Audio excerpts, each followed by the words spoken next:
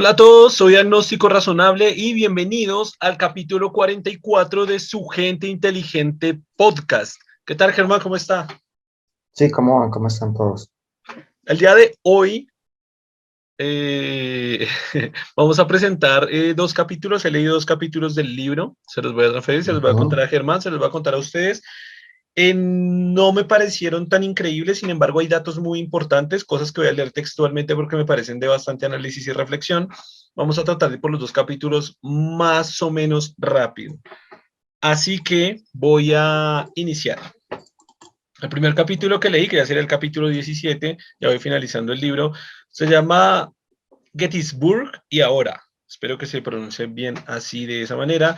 Y esto fue un artículo que le pidieron a Carl Sagan que escribiera en uno de los lugares de Estados Unidos donde más había muerto gente en una guerra, supongo que una guerra civil interna.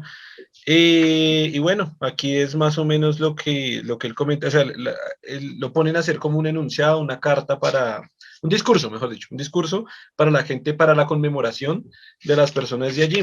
Esto lo escribieron como en 1900, si no estoy mal, en 1992.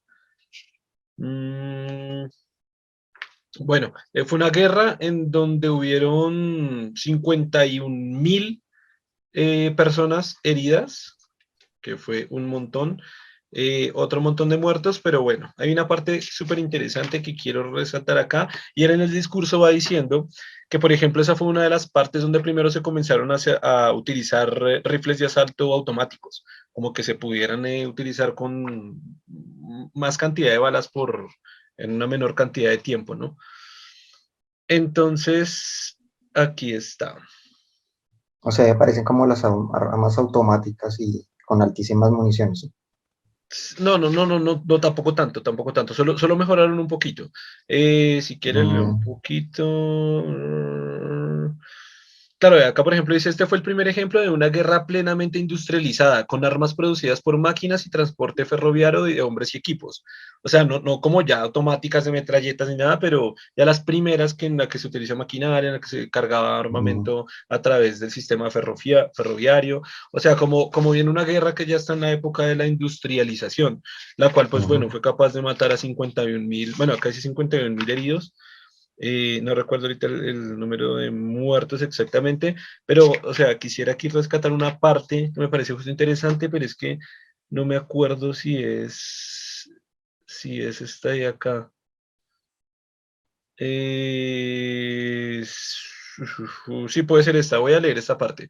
Dice, justo a final de la Segunda Guerra Mundial, Estados Unidos empleó las primeras bombas atómicas para aniquilar dos ciudades japonesas. Estoy haciendo como un recorrido desde esa batalla que hubo ahí, todas las armas, todas las guerras que han habido, la cantidad de muertos que han habido en los diferentes países. Así que aquí comienza, ¿no? Cada una de esas armas lanzadas tras un vuelo de más de 1.500 kilómetros en una potencia equivalente a unas 10.000 toneladas de TNT, suficiente para matar a unos cuantos centenares de miles de personas, una sola bomba.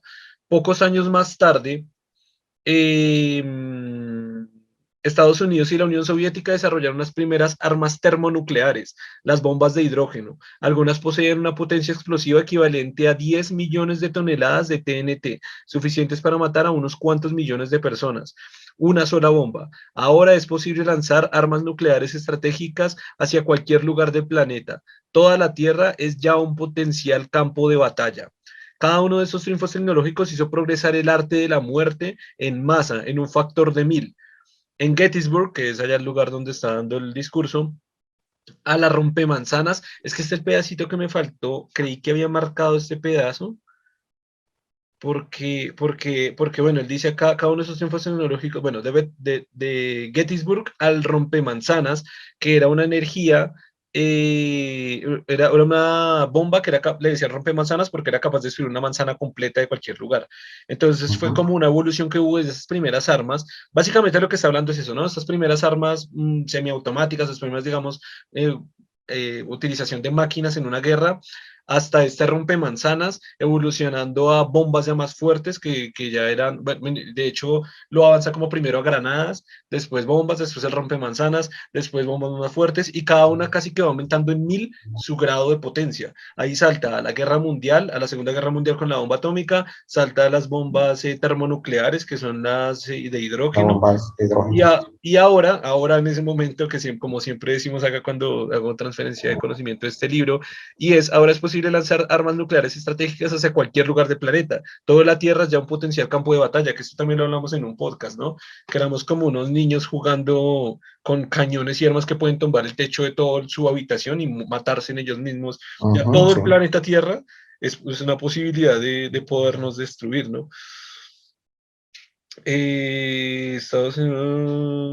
Estados Unidos y la Unión Soviética han minado ya nuestro planeta con casi 60.000 armas nucleares. 60.000, esto es algo que tenemos que corroborar porque la vez pasada vimos que uno tenía 5.000 y uno 6.000. Sin embargo, precisamente al final de este capítulo encontré que se habían hecho varios pactos y se habían firmado varios tratados en los cuales iban a desmantelar muchas bombas de todos los países Sí. hasta llegar a una tasa más baja cada uno. No sé si fue por eso que ahora encontramos este dato, la verdad que se me hace muy curioso. Igual él dice, tenemos 60.000 en todo el mundo y es que no me acuerdo, dice, pero bueno, la idea es como decían, como vamos a un tratado que no se baje a 10.000 en Estados Unidos y 10.000 a Rusia. Y él todavía dice, pero ¿por qué necesitamos 10.000 armas nucleares? Que cuente 10.000, o sea, 10.000 es un montón, güey, o sea, es como... Es lo que le digo, o sea, en mi canal, en este canal de YouTube que están viendo, hay 4.200 personas. Es como si cada uno de nosotros tuviera una bomba nuclear, pero fuera el doble de eso.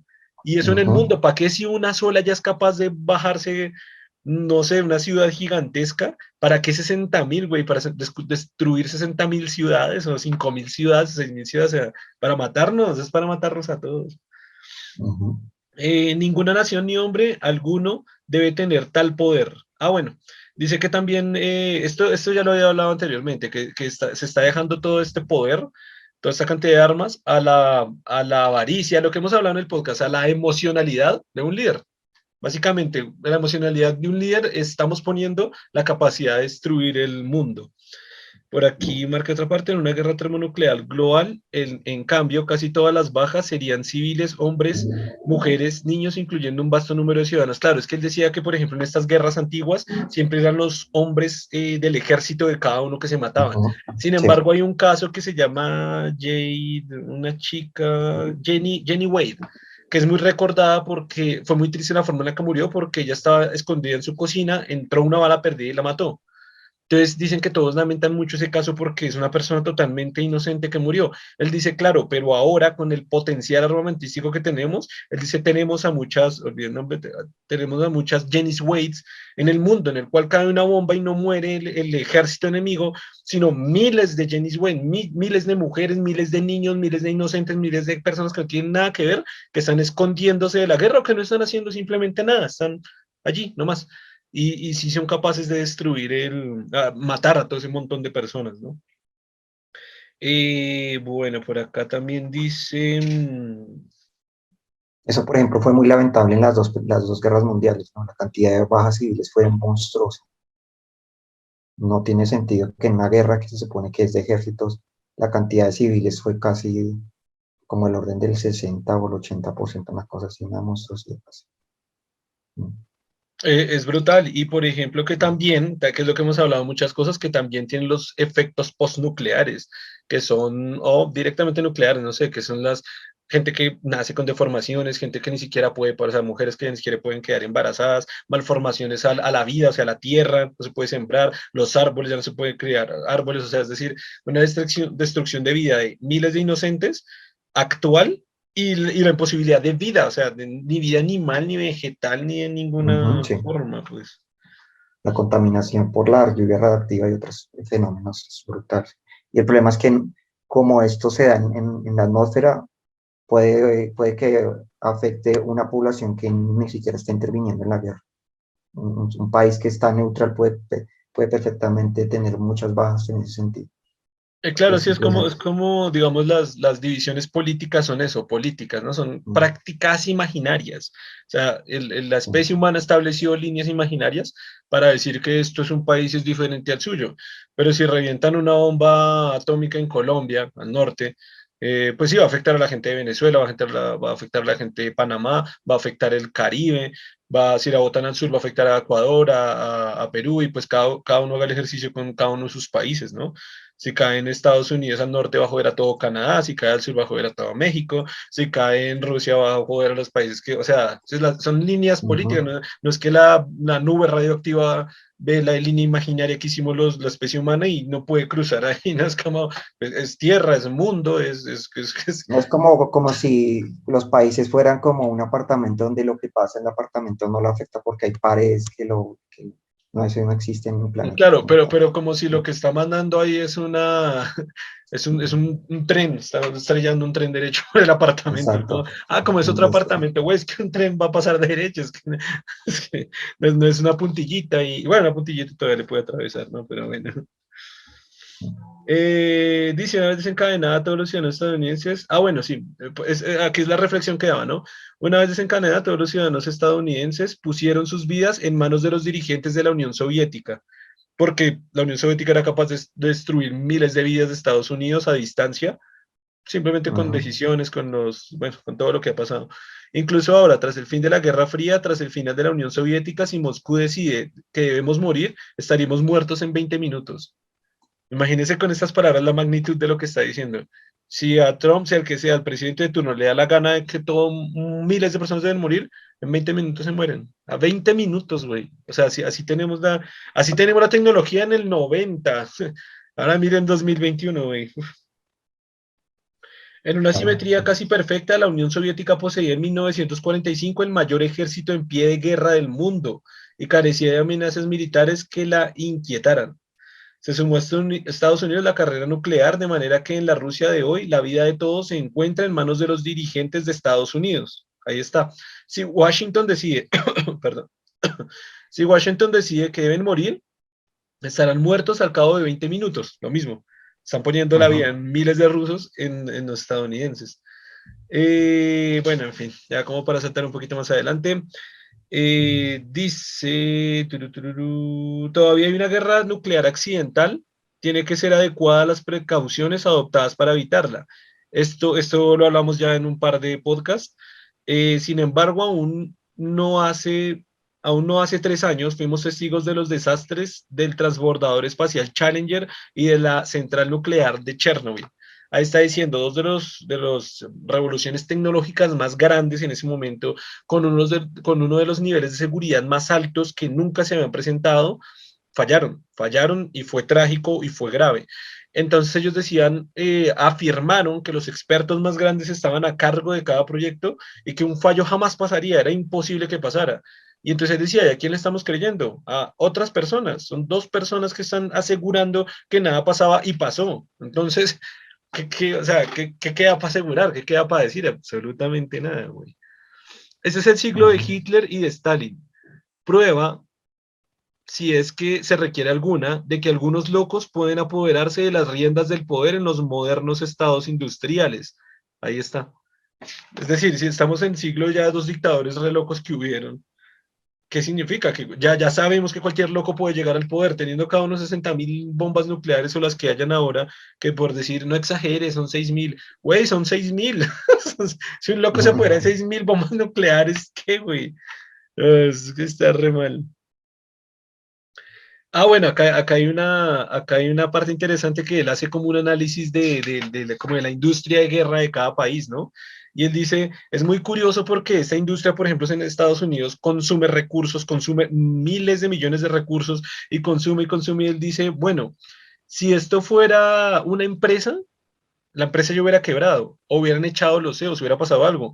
¿Por qué? Porque una empresa está consumiéndose todos los recursos que produce la empresa y no se han utilizado y no se van a utilizar y no se ha hecho nada con ello. No hay riesgo, no se utiliza, no produce nada, pero se sigue produciendo en masa, en masas brutales, es decir, 60.000 bombas nucleares o 35.000, suponiendo que es la mitad, 30.000, perdón, Si las tiene Estados Unidos y si fuera una empresa, no se usan, no se han tenido que utilizar, no se van a usar, todo el ejército es disponible, pero se sigue consumiendo presupuesto de Estados Unidos, un presupuesto brutal, se siguen pensando, pidiendo préstamos de los más grandes a la comunidad internacional, a Estados Unidos para fomentar todos los ejércitos, toda la parte armamentística, y no es como que no sirve casi para nada. Uno que otro conflicto externo que manda una cantidad de soldados, pero no todo el poder militar que tiene un país. Es como él dice, si usted fuera una empresa, pues ya hubiera quebrado hace rato y hubieran echado a esa persona que está diciendo, consumiendo de todos los recursos y no para nada, o sea, no está haciendo nada,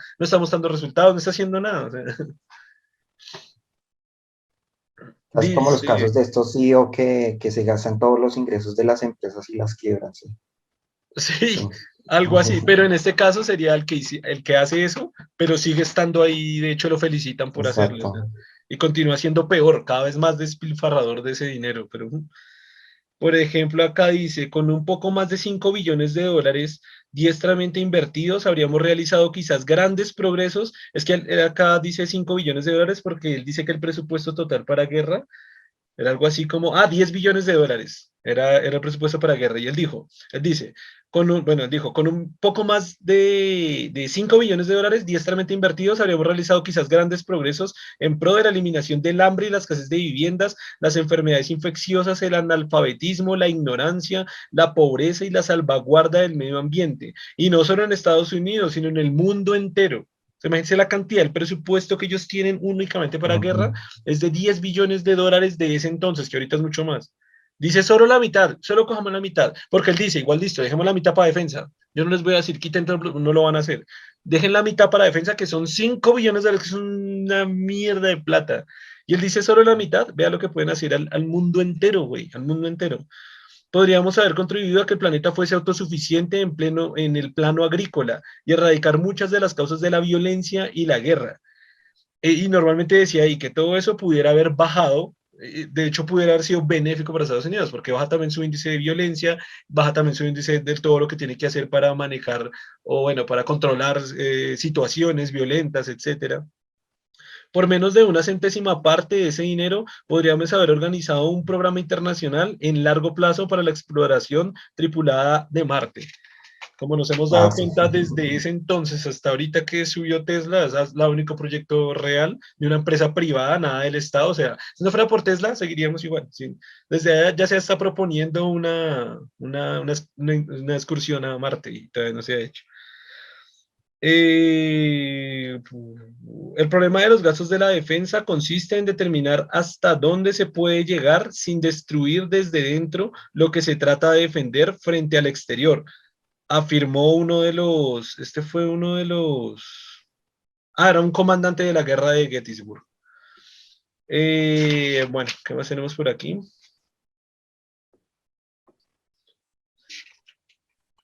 Bueno, por acá está diciendo que se han tratado, pues se han hecho, digamos, diferentes pactos, por ejemplo, el Pacto de Varsovia o, por ejemplo, la OTAN, que es lo que están tratando de hacer de unir al mundo como una sola comunidad, como una sola especie y tratar de evitar, pues, que básicamente que nos matemos todos Pero contra esos todos, pactos ¿no? son todo lo contrario, curiosamente, porque son pactos más bien de protección de un bloque contra el otro, ¿no? No veo por qué, solo como tan no veo eso benéfico. La Ok, OTAN se voy convirtió a, casi en un ejército privado, entonces no lo entiendo. O sea, como pensar que la OTAN, esas uniones de la OTAN y eso realmente nos está llevando a la paz, es como todo lo contrario. Voy a leer el contexto completo, porque quizás lo Bueno, eso. malinterpreté. Es hora de que los emulemos. OTAN y Pacto de Varsovia, tamiles y singaleses, israelíes y palestinos, blancos y negros, tutsis y hutus, estadounidenses y chinos, bosnios y serbios, unionistas y republicanos irlandeses, el mundo desarrollado y el mundo subdesarrollado. Tenemos que unir, una casa dividida contra sí misma no puede perdurar. Se está Eh, diciendo lo contrario. dijo alguien, la variaré un tanto. Una especie dividida contra sí misma no puede perdurar. Un planeta dividido contra sí mismo no puede perdurar. Hay por último un lema conmovedor para inscribir en este cementerio. De la paz, de la luz eterna, a punto de ser consagrado un nuevo, entre comillas, un mundo unido en la búsqueda de la paz. Sí, claro. Por eso habla de la OTAN y el Pacto Sí, de Varsovia. Sí, sí, que son sí. de esos dos frentes que se ven enemigos unos con otros. En verdad. Yo estaba haciendo Se la unen. interpretación incorrecta, sí, sí, sí. Ujú, sí. Por eso Pero habla de bueno, blancos y negros y de, claro, de bosnios y pero prosiga, o sea, ¿cómo captó el contexto? O sea, como sí, bandos que diferentes. digamos son dos bandos que se ven como enemigos y que buscan casi que la manera de uno eliminar al otro, de uno destruir al otro. Entonces se generan estos pactos donde se une un bando contra el otro bando y se ven como enemigos. ¿Sí? Y de hecho es así casi que la filosofía de cada uno de estos bandos, ¿no? Que, por ejemplo, en la OTAN, en caso de que ataquen a uno de sus miembros, todos los demás deben intervenir. Entonces se genera es como una rivalidad entre ellos. La idea realmente no es contra medios de paz, sino es un medio de hostilidad de un bando contra el otro. Sí, totalmente. Mm. Por ejemplo, acá este pedazo me gustó, dice, en el otro extremo está la fanfarronada de algunos dirigentes políticos. Yo creo que esta palabra fanfarronada la utilizo para decir algo más fuerte, pero, o sea, para no decir algo más fuerte, más bien, de algunos dirigentes políticos norteamericanos que afirman que no hay ni una sola arma nuclear rusa que apunte a un solo niño o una ciudad estadounidenses. Y puede que sea cierto, normal, pero modificar su orientación solo lleva 15 a 20 minutos. Que eso es lo más. O O sea, sea, ellos lo claro, que dicen es que están apuntando, no sé, a las bases militares o alguna cosa así. sí, O no, sea, algo que así. no, o sea, no, que no está apuntando a nada. O sea, al territorio estadounidense es imposible que estén apuntando, es lo que afirman ellos, Me por todos parece sus que sistemas de rastreo y todo. Y él dice, sí, puede ser verdad, porque hay un sistema de rastreo todo. En 15 minutos cambian el ángulo y ya apuntan a Estados Unidos, y en sí. otros 20 están muertos. No, Ujú, tampoco sí. es, o sea, pues que si no están apuntando ya, nos salvamos. Ya. Sí, no están apuntando, pero en 15 minutos los apuntan y listo, chao. O sea, están ahí, es que están ahí. Eh, dice, en el otro extremo está eso fue lo que ya leí. En el año 1933, 130 naciones firmaron en París, eso es lo que le comentaba, la Convención de Armas Químicas. Después de más de 20 años de negociaciones, el mundo declaró su disposición a proscribir estos medios de destrucción masiva. Sin embargo, a la hora de redactar este texto, Estados Unidos y Rusia todavía no han ratificado el tratado. ¿A qué estamos esperando? Mientras tanto, Rusia no ha ratificado aún los acuerdos START-2, que reducirían los arsenales nucleares estadounidenses y rusos a un 50%, eso es lo que le estaba comentando antes, dejándolos en Ujú. 3.500 ojivas por bando. Bueno, eso sí coincide un poquito con los datos que hemos leído la vez pasada, ¿no? Sí, Que es que eran, los que era, años uno son. tenía 6.000 y otro tenía 5.000. Y este Sí, tratado Rusia. buscaba reducir a 3.500 cada una. O sea que no se ha logrado todavía. Después, 20 años después de escribir este libro. ¿Y cuántos? Y 20 años después de que se firmó. O sea, cuando escribió este libro pasaron 20 años y desde que yo estoy leyendo este libro han pasado 20 años. O sea, en 40 años ni siquiera han llegado al objetivo de 3.500. Y ya por acá se acaba. Bueno, está hablando otra vez del gasto militar que, por ejemplo, tienen naciones como China, Corea del Norte, Siria, Libia, Irán, Irak, y la cantidad de presupuesto armamentístico que hay para defensa, bueno, para toda la parte militar. Y dice que, bueno, si se hiciera solo una pequeña inversión de todas estas, no solo a la guerra, sino a ciencia o a un montón de cosas, se mejoraría nuestra especie como la unidad y comunidad que somos, y no como la diferenciación que tenemos entre país y país, y además con siempre pensamientos vengativos y de guerra, que es para destruirnos entre estos países, ¿no? Que es como ese pensamiento que es un medio retrógrado que hay. Y pues ahí acaba este capítulo. Ahora, el Ujú, otro sí. capítulo que había leído habla de las reglas del juego. Vamos a hablar de Reglas. juegos y vamos a implicar un poquitico lo que se llama teoría de juegos, que ahorita Germán nos va a explicar un poquito de lo que es la teoría de juegos. Todo este capítulo, no sé si hacerlo tan largo, no sé si alargarme, pero todo este capítulo se trata de reglas sociales que se han establecido a lo largo de la historia para que podamos convivir bien como una sociedad. Entonces dice que siempre se ha tratado de buscar una regla común para que podamos entendernos bien entre nosotros, como para organizar las diferentes comunidades. Eso se basa en establecimiento de reglas, eh, pero que han variado y han cambiado a lo largo de diferentes sociedades y a lo largo de la historia. Entonces, él hace un análisis de toda la evolución de este tipo de normas sociales o de reglas, pero él trata de buscar como una que sea la mejor de todas. Él dice, ¿cuál es la mejor de todas? ¿Cuál es la mejor? Eso se puede catalogar como las reglas del juego. Entonces, si lo vemos en términos de las reglas del juego, él dice, ¿cuál será la mejor regla del juego para estar todos nosotros convivir bien y avanzar y establecernos bien como una sociedad? Poco a poco, a nivel de diferentes sociedades, religiones, culturas, se han inculcado pues cierto de estos tipos de esas reglas como para tratar de ver cuál es la mejor. La voy a resumir simplemente en las reglas que se han evolucionado desde atrás hacia adelante, históricamente desde los tiempos más Ujú. antiguos hasta la modernidad. Tenemos, por ejemplo, que la primera que se generó es la regla de oro. Dice que cuál es la regla de oro. Todo cuanto queráis que os hagan los hombres, hacédselo también vosotros a ellos. Él dice que es una Ujú. regla interesante, pero que puede fallar. Ahora, sí me gustaría devolverme a exactamente cómo puede fallar, porque él le busca el quiebre a cada uno y no quiero equivocarme con el quiebre que le da. Pero bueno, voy a analizarla acá. Todo cuanto queráis que os hagan los hombres, hacedlo también vosotros a ellos. Entonces, en este caso decía, ok, pero si yo encuentro a un sadomasoquista, si yo soy sadomasoquista, significa que tengo que ir a donde mi vecino y cogerlo a golpe re duro para que él me lo haga a mí, ¿no? Porque a mí me gusta que me lo hagan. Entonces dice que hay un quiere en la regla y es que no piensa también en la diversidad y diferenciación entre los diferentes gustos y personas que hay en el mundo.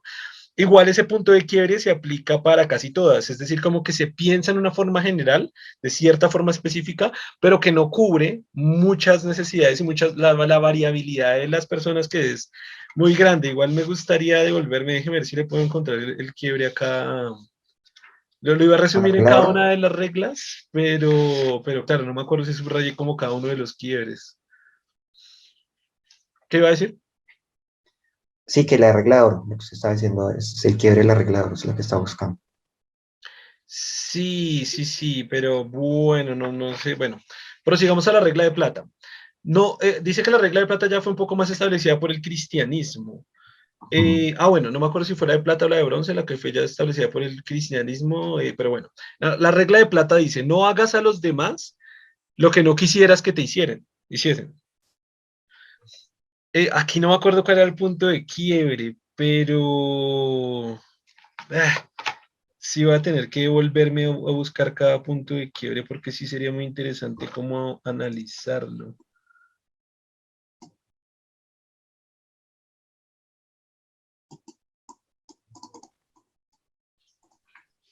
Bueno, no lo encontré, no sé si devolverme tanto. De eso podría hablar un poco de, bueno, no sé si tomar este ejemplo, no sé si comentarlo de lo que, digamos, uno de los que trabajó bastante en esta teoría, que es John Nash, que de hecho hicieron una película sobre él.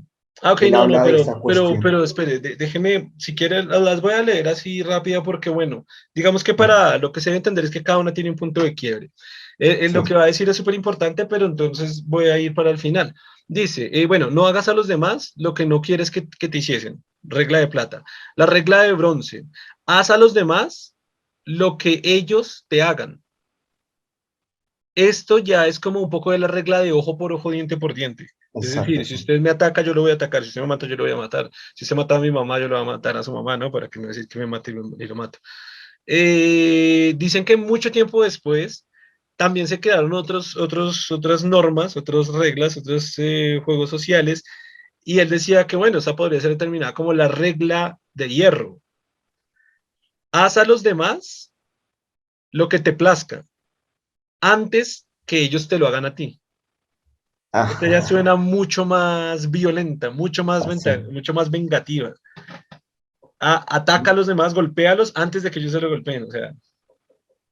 Pero también puede transmitirse como alimenta a los demás, darles un plato de comida antes de que ellos lo hagan, ¿no? O sea, no tengo que esperar a que me lo hagan, algo bueno, sino pues, algo de Pero retribución también también dice positiva. conquístalos o somételos antes de que ellos se Exacto. sometan, está como más enfocado en ese sentido, ¿no? Sí, no, Como pero también conquístalos. aplica lo bueno, también aplica lo bueno. Es Sí, decir, obviamente puedo también, sí. alimentar a una nación completa sin que la otra nación me haya tenido que hacer absolutamente nada. Pero claro, está el otro, lo que usted dice, voy a someter a una nación completa antes de que ellos lo hagan a mí, ¿no? Es como... Exactamente. Sí. Que era mucho de Entonces, esta cuestión antigua, así, como funcionaba. acá es donde ya ahora sí voy a dejar hablar a Germán.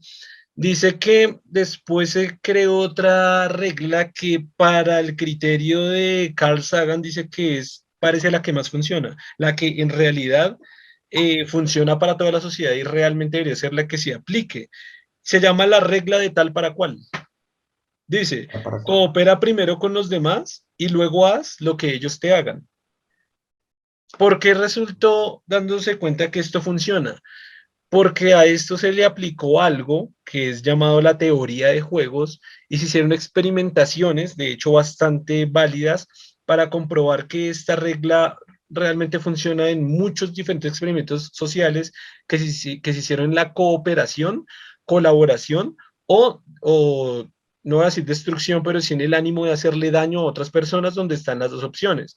Y aquí voy a dejar a Germán que les cuente el resto porque hice una pequeña investigación sobre lo que es teoría de juegos y precisamente sobre, no sé cómo se llama, no sé cómo llamarlo, si dilema o el juego de los prisioneros. Podemos llamarlo el El juego de los dilema del prisioneros. prisionero, sí, es El un dilema del montaje prisionero.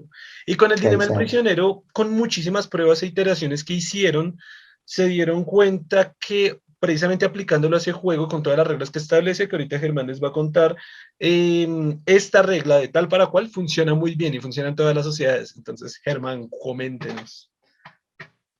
Bueno, la teoría de juegos es un área de la matemática aplicada que utiliza modelos para estudiar estas interacciones en lo que se llama estructuras formalizadas de incentivos, que son los juegos, ¿no? Así le llaman a los juegos, estructuras formalizadas de incentivos. Y también esta teoría de juegos ha sido una herramienta muy usada para la teoría, por ejemplo, la teoría económica y para comprender adecuadamente la conducta humana frente a la toma de decisiones. Lo que, digamos, el objetivo es estudiar lo que llaman las estrategias óptimas y así el comportamiento previsto y observado de los individuos cuando interactúan en los juegos.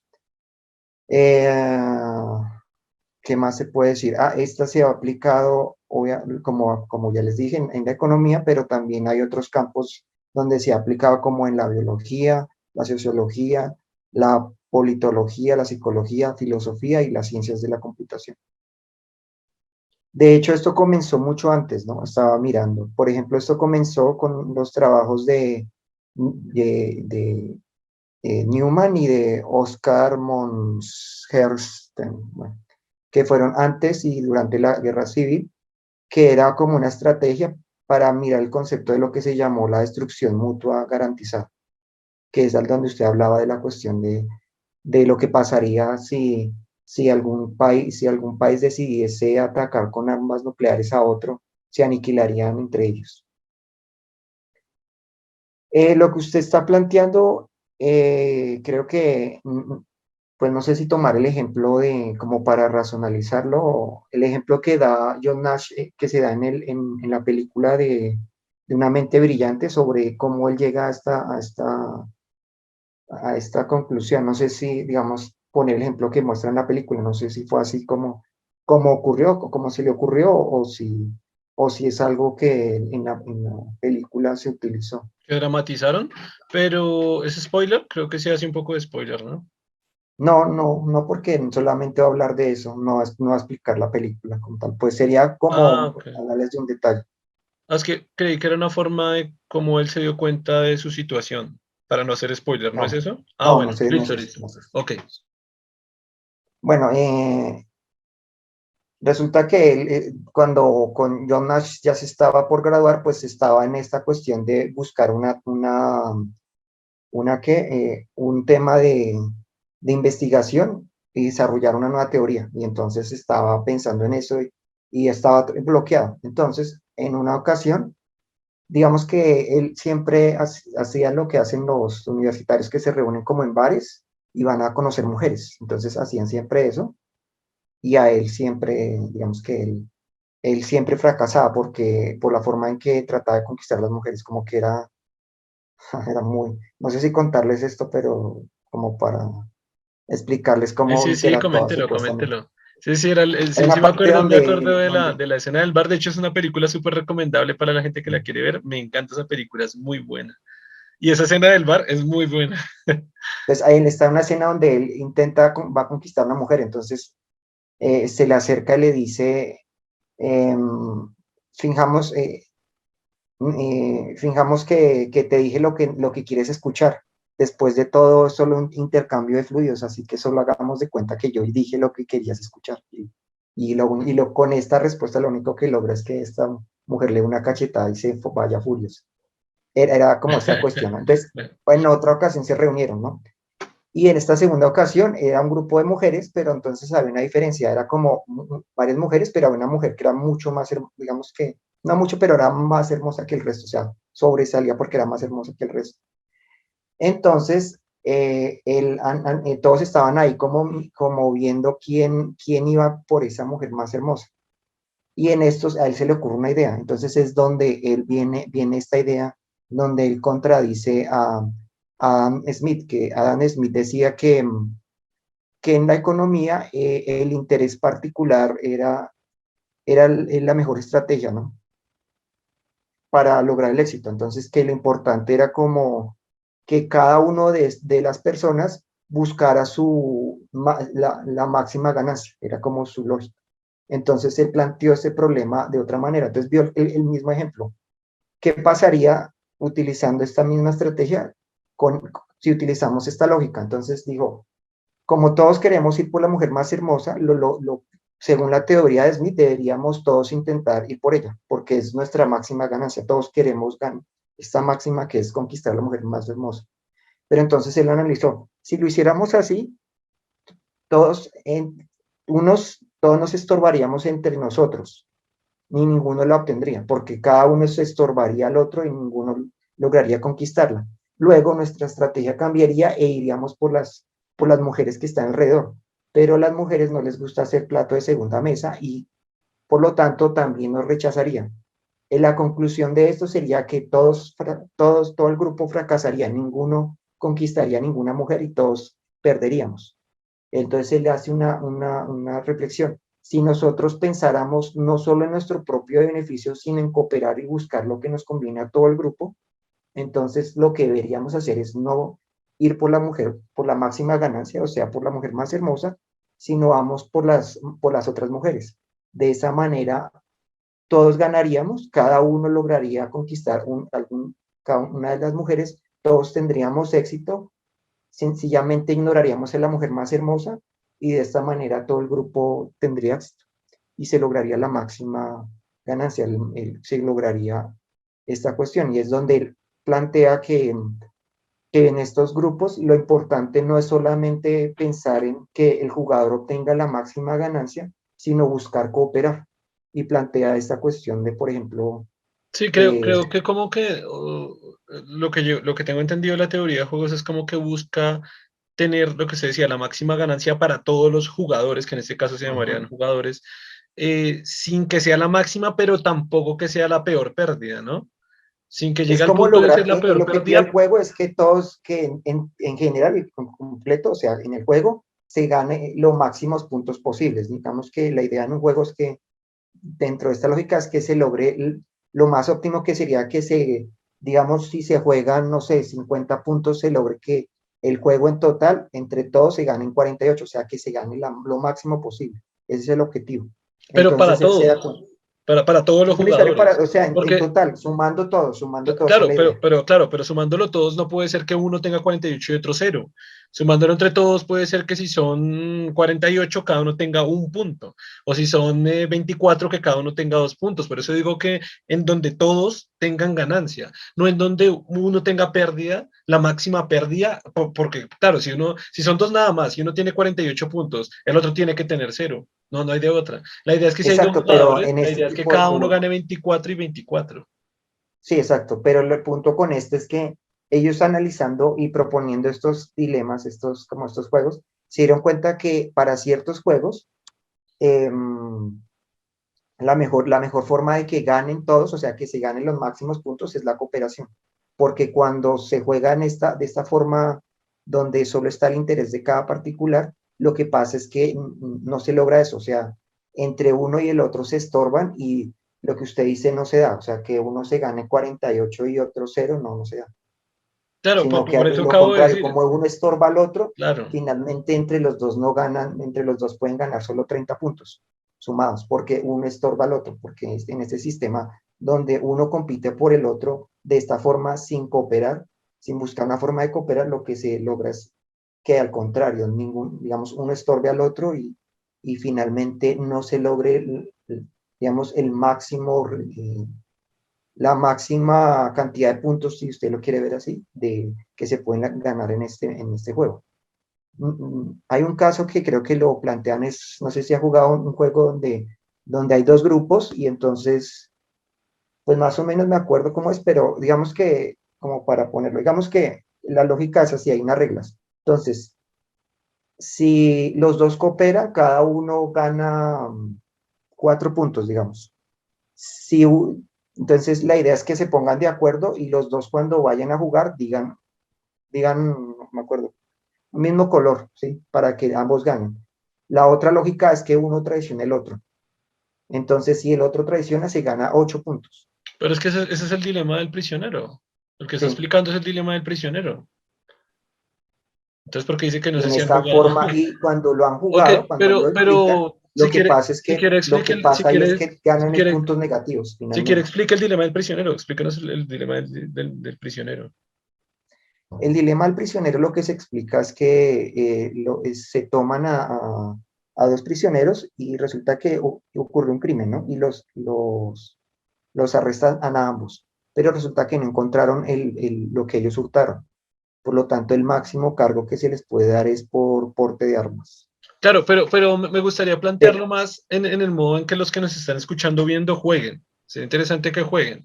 Es decir, ustedes tienen que ponerse en el papel de que ustedes son sí, uno de esas personas capturadas, uno de los dos.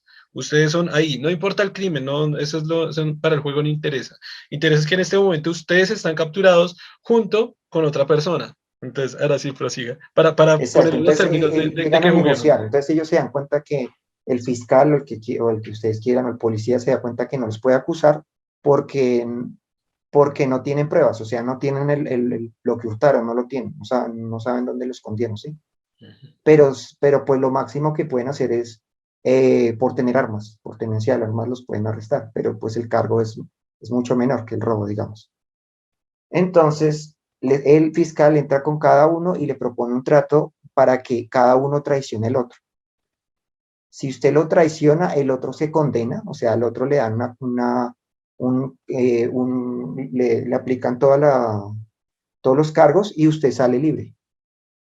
Entonces, la estrategia es que se dieron cuenta que si logran hacer que ambos se traicionen, como ambos se traicionan al mismo tiempo, o sea, ambos dicen que el culpable fue el otro y cuentan todo, pues como ambos confiesan, pues pueden culparlos a los dos. Y lo que pueden hacer es, si lo niegan ambos, pues como no hay pruebas, o sea, si ambos se dan cuenta de que no negando todo y no acusando al otro, no los pueden condenar, entonces los dos prisioneros saldrían libres. El punto clave que se nos olvidó mencionar es que usted es imposible que se comunique con el otro prisionero. Usted es un Exactamente, prisionero, sí. pero no tiene ninguna forma posible de comunicarse con el otro prisionero. Solo Ujú, tiene que tratar de saber. Es una persona que está allá. Tiene que saber que si él lo traiciona, si se traiciona, en teoría de juegos, tiene que ser la peor ganancia para los dos. Pues los dos pueden ser encarcelados por 10 años. Pero si usted sí confiesa y el otro, es decir, si él lo acusa niega, sí. y el otro no lo acusa, él se va a ir con 10 años y usted con cero. Es la Ujú, máxima ganancia. ujú. Pero si usted dice que es totalmente inocente, el otro también que es totalmente inocente, creo que por falta de pruebas y por algo así, sí los encarcelan, pero los van a encarcelar 2 años quizás o un año quizás, Ujú. porque van a vencer van a ser los términos y no los van a encarcelar. Entonces, él Sí, dice que, digamos que el cargo que le pueden aplicar es mínimo, porque creo que lo máximo es por exacto. tenencia de armas, y el cargo es mucho menor. Entonces pueden salir de pronto inclusive con libertad condicional. Entonces ahí comienza el juego. ¿Ustedes qué hacen? ¿Qué hacen en ese momento? Exacto. Entonces ahí es donde viene la cuestión de lo traiciono y puedo ganar el doble, no lo traiciono y espero que el otro no me traicione y de esa manera ganamos ambos. Entonces con esta lógica lo que pasa muchas veces es que se perjudican ellos mismos porque el Sí, otro no puede confiar en que lo va a traicionar, entonces prefiere confesar y probablemente haga la misma lógica y también de esa manera ambos son acusados de los crímenes. que Entonces, sí, que exacto, ¿por exacto, qué no? que lo que suele pasar es que yo digo, no, yo lo culpo a él porque no va a confiar de ninguna forma en él. Y el otro va normalmente a pensar lo mismo. Así que los dos se van a ir 10 años a la cárcel. Perdieron el juego. Pero eso es teoría de juegos, porque el juego no se juega solo, se juega con los demás y además es en sociedad. Eso se aplica a muchísimos campos de la sociedad, como en el caso que nos decía Germán, que era en el caso de la película, en el caso de la conquista de un grupo de chicas, o en el caso es decir, son como lo acabo de decir en este capítulo del libro, son como reglas o formas de convivencia social. Entonces ahora lo interrumpo un poquito para decir el juego que se estaba proponiendo acá para demostrar que la regla que la regla tal para cual era la que más funcionaba, porque entonces cuando hacía muchas iteraciones, lo que se analizaba era que el tal para cual era muy interesante porque cuando con este sentimiento, sí, sentimiento de venganza que tenemos los seres humanos, suele pasar que si yo lo traiciono, cuando yo en la segunda ronda, es la primera ronda, yo lo traiciono, digamos que usted no. A la segunda ronda, yo me voy a dar cuenta que por venganza yo lo voy a traicionar. Y si el Ujú. otro no puede que no me traicione o no, pero yo me voy a sentir bien porque lo traicioné, porque le estoy devolviendo la jugada. Ese es un tal para cual. Pero si en la primera demuestro inocencia y él inocencia, se va a dar cuenta que va a la mitad de los puntos para uno y la mitad de los puntos para el otro. Significa que si a la siguiente sigue inocencia, inocencia, inocencia, uno se va a dar cuenta que en algún momento él se puede declarar otro culpable. Porque en esa ronda, como ya dio tantas veces inocente los dos, uno de los dos va a decir a la siguiente seguro que va a ser inocente. Aquí voy a ganar yo el doble de puntos. Entonces lo declara culpable al otro y ese se gana el doble de puntos. Entonces, como se gana el doble de puntos, el otro va a tomar represalias para el siguiente y ya no va a confiar más en el otro. Entonces es muy curioso decir el tal para cual funciona. Si usted hace algo bueno, yo siempre voy a hacer algo bueno. Pero si usted hace algo malo, en la siguiente yo voy a hacer algo malo. Y de hecho, una estrategia que utilizaban en alguna parte era, voy a hacerlo muchas veces algo mal hasta que usted haga algo bien. Entonces en la primera ronda lo condeno. Entonces en la segunda él me va a condenar, pero yo también lo condeno. En la tercera nos vamos a condenar. Ninguno va a ganar puntos y ninguno va a estar haciendo nada. En algún momento va a haber algo que se llama ese sentimiento de perdón. Entonces en ese sentimiento de perdón hay uno que va a decir, en la siguiente ronda me la voy a jugar a no acusarlo para ver qué pasa. Cuando el otro lo culpa, se dio cuenta que lo puso inocente. Es decir, que a la siguiente, lo más seguro, lo más probable es que va a decir que es inocente también. Y ahí comienzan a equipararse los dos. Entonces la idea es como darse cuenta, es decir, él decía que con ese tal para cual se pueden hacer un compilado de otras reglas, porque por ejemplo él decía que en esta se podría hacer, precisamente por eso le decía que también se aplicaba el bien, la regla del hierro, haz a los demás lo que te plazca antes de que ellos lo hagan para ti. Entonces decía que a veces era bueno comenzar traicionando, después perdonar, es decir, siempre declarar inocente y de ahí para allá, entre una cooperación humana de los dos, comienzan a cooperar casi todas las partes del juego y terminan las dos partes como una muy buena ganancia entre las dos partes.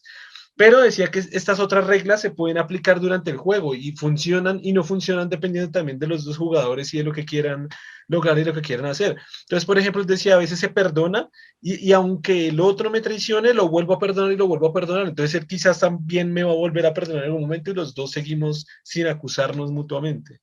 Entonces, de Aunque, que como que se jugó de sí, esta manera de muchas aunque hay casos formas donde falla, ¿no? y También. desde todas las reglas como que se pudo deducir que la tal para cual es la mejor. ¿Qué iba a decir? Lo que, digamos, lo que puede pasar a veces es, digamos que, eh, bueno, de pronto con más iteraciones sí finalmente cooperan, que puede ser que al comienzo digamos, se traicionan y de pronto uno ya no lo traiciona y el otro sigue traicionando. Y puede ser que en algún momento entonces el otro se da cuenta que este siempre lo está traicionando y empieza a hacer lo mismo.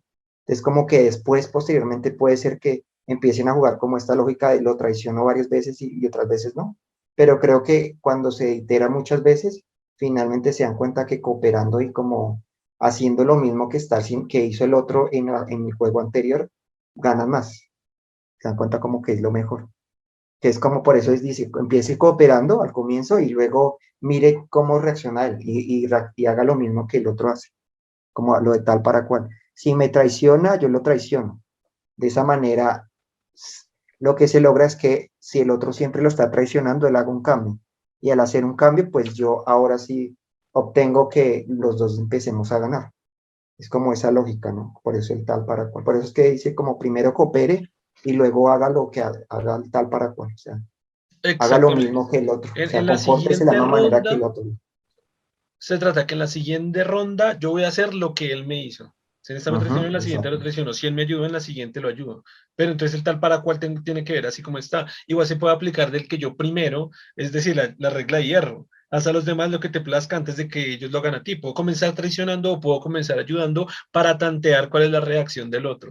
Así ya puedo seguir. Voy a dar aquí la última, el párrafo con el que él cierra y dice: las lecciones cruciales en un torneo no demasiado prolongado del dilema del preso tienen que ver con su claridad estratégica, con la naturaleza autodestructiva de la envidia, con la primacía de los objetivos a largo plazo sobre los beneficios a corto plazo, con los peligros tanto de la tiranía como de la demagogia y sobre todo con el tratamiento experimental de la cuestión de las normas de conducta.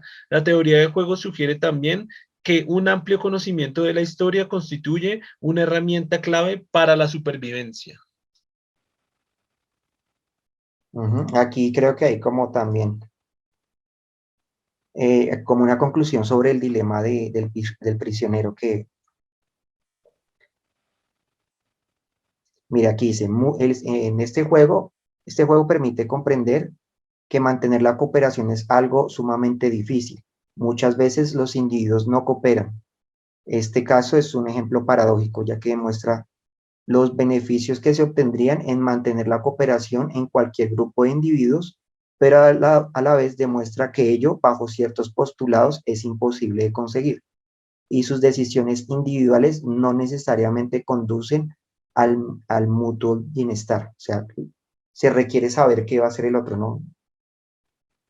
Que es la cuestión ya de la cooperación, que creo que hay una versión de este donde esta hay una versión que yo he visto que es donde después de que juegan y se dan cuenta que están perdiendo, lo reúnen, o sea, este grupo se reúne con el otro y lo dejan conversar para que hagan un acuerdo, en de decir, ah, bueno, pongámonos de acuerdo para la siguiente ronda y votemos de esta manera, ¿sí? Como hagamos lo siguiente. Entonces, digamos, declaremos los dos inocentes y ahí es como una forma de mejorar el juego muchas veces, porque como en este juego no hay comunicación, por lo tanto, puede ser que se sigan traicionando y traicionando. Digamos que puede darse este caso, ¿no? Que uno nunca llega a confiar en el otro. O lo que le decía a veces, lo que, digamos, uno traicionó al otro y luego el otro no lo hizo y este lo vuelve a traicionar y vuelve a traicionar. Puede ser que le devuelva lo mismo y se queden traicionándose entre sí. Como que ninguno se dé cuenta, llegue a generar como confianza en el otro, ¿no? Que es como lo paradójico. O sea, que ninguno coopere con el otro. Por eso a veces, dice, en este juego lo que hacen es como reunirlos para que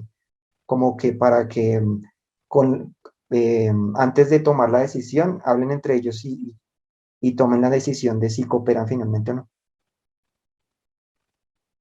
Me hizo acordar sobre lo que me comentó un amigo hace un tiempo, no me acuerdo. Él me dijo que uno de sus amigos había sido elegido para participar en un reality, un típico reality que había hace bastantes años acá en Colombia. Creo que fue en Gran Hermano, que se lo conocen en muchos países y en muchas Mm. partes. Y es digamos, él me contó que el amigo lo habían llevado a Gran Hermano. Entonces que era muy raro porque pues era una persona conocida en televisión nacional, tan famosa, no sé qué, entró ahí, entonces fue muy curioso porque él dijo que, igual, él era filósofo, ¿no? Entonces dijo que entró y que hizo como propuestas de convivencia en sociedad, de cómo se pueden organizar, de pronto no, que no hubieran discusiones, que era lo que estaba buscando el reality, de hacer un montón de cosas que las planteó y en la primera votación que hubo, lo sacaron a él, él fue el primero en salir.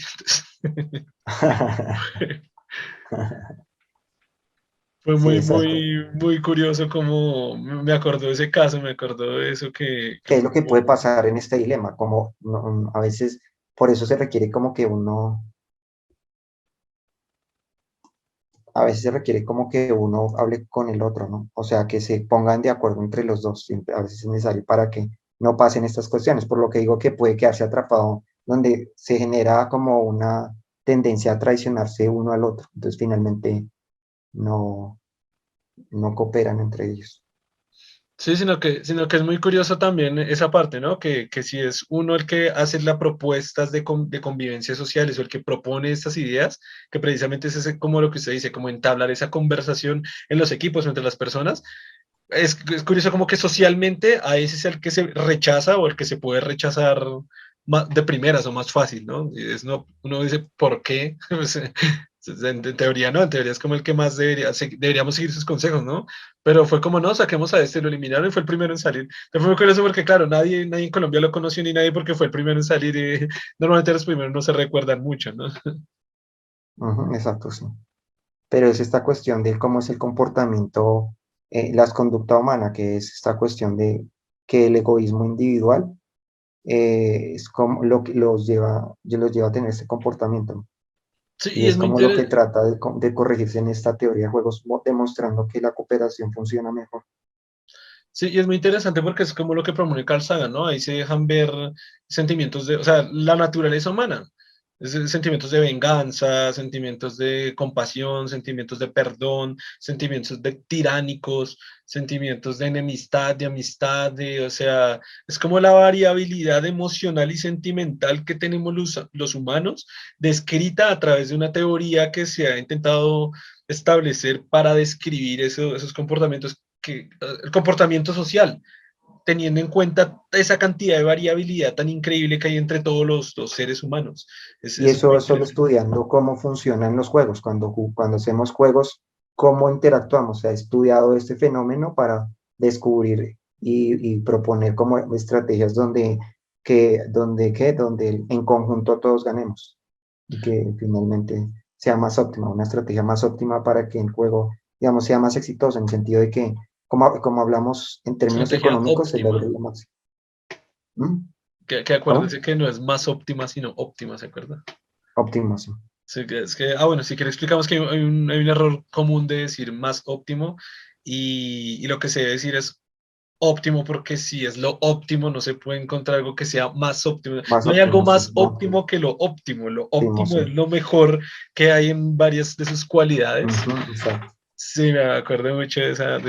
Sí, como cuando usted utiliza superlativos, no debe ponerle más porque ya se supone que es un superlativo, no tiene sentido ponerle más. Sí, Sí, aplicará con todo, ¿sí? Como el... sí, claro, o sea, usted dice, No, no, pero no. O sea, yo no puedo decir el gigante. usted puede decir peor, o más peor como tal, pero más pésimo ya no, porque pésimo es lo máximo, o sea, lo máximo, no hay más que eso, y así con otros tipos de superlativos es igual. Con un óptimo es igual, ¿no? Entonces usted dice mejor y lo óptimo, entonces, ¿qué sería lo, sí? O lo mejor, ¿sí?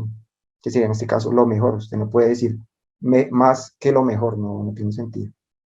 Claro, no, o sea, no puedo decir lo peor, porque está el pésimo, y no puedo decir el más pésimo, ¿no? O sea, porque el Pues es pésimo que es uno. peor, ya usted está hablando de que es mm, más peor, pues no sé si no podría utilizarlo ahí porque este no es un superlativo, superlativo sería pésimo, más Por pésimo no eso, puede ser.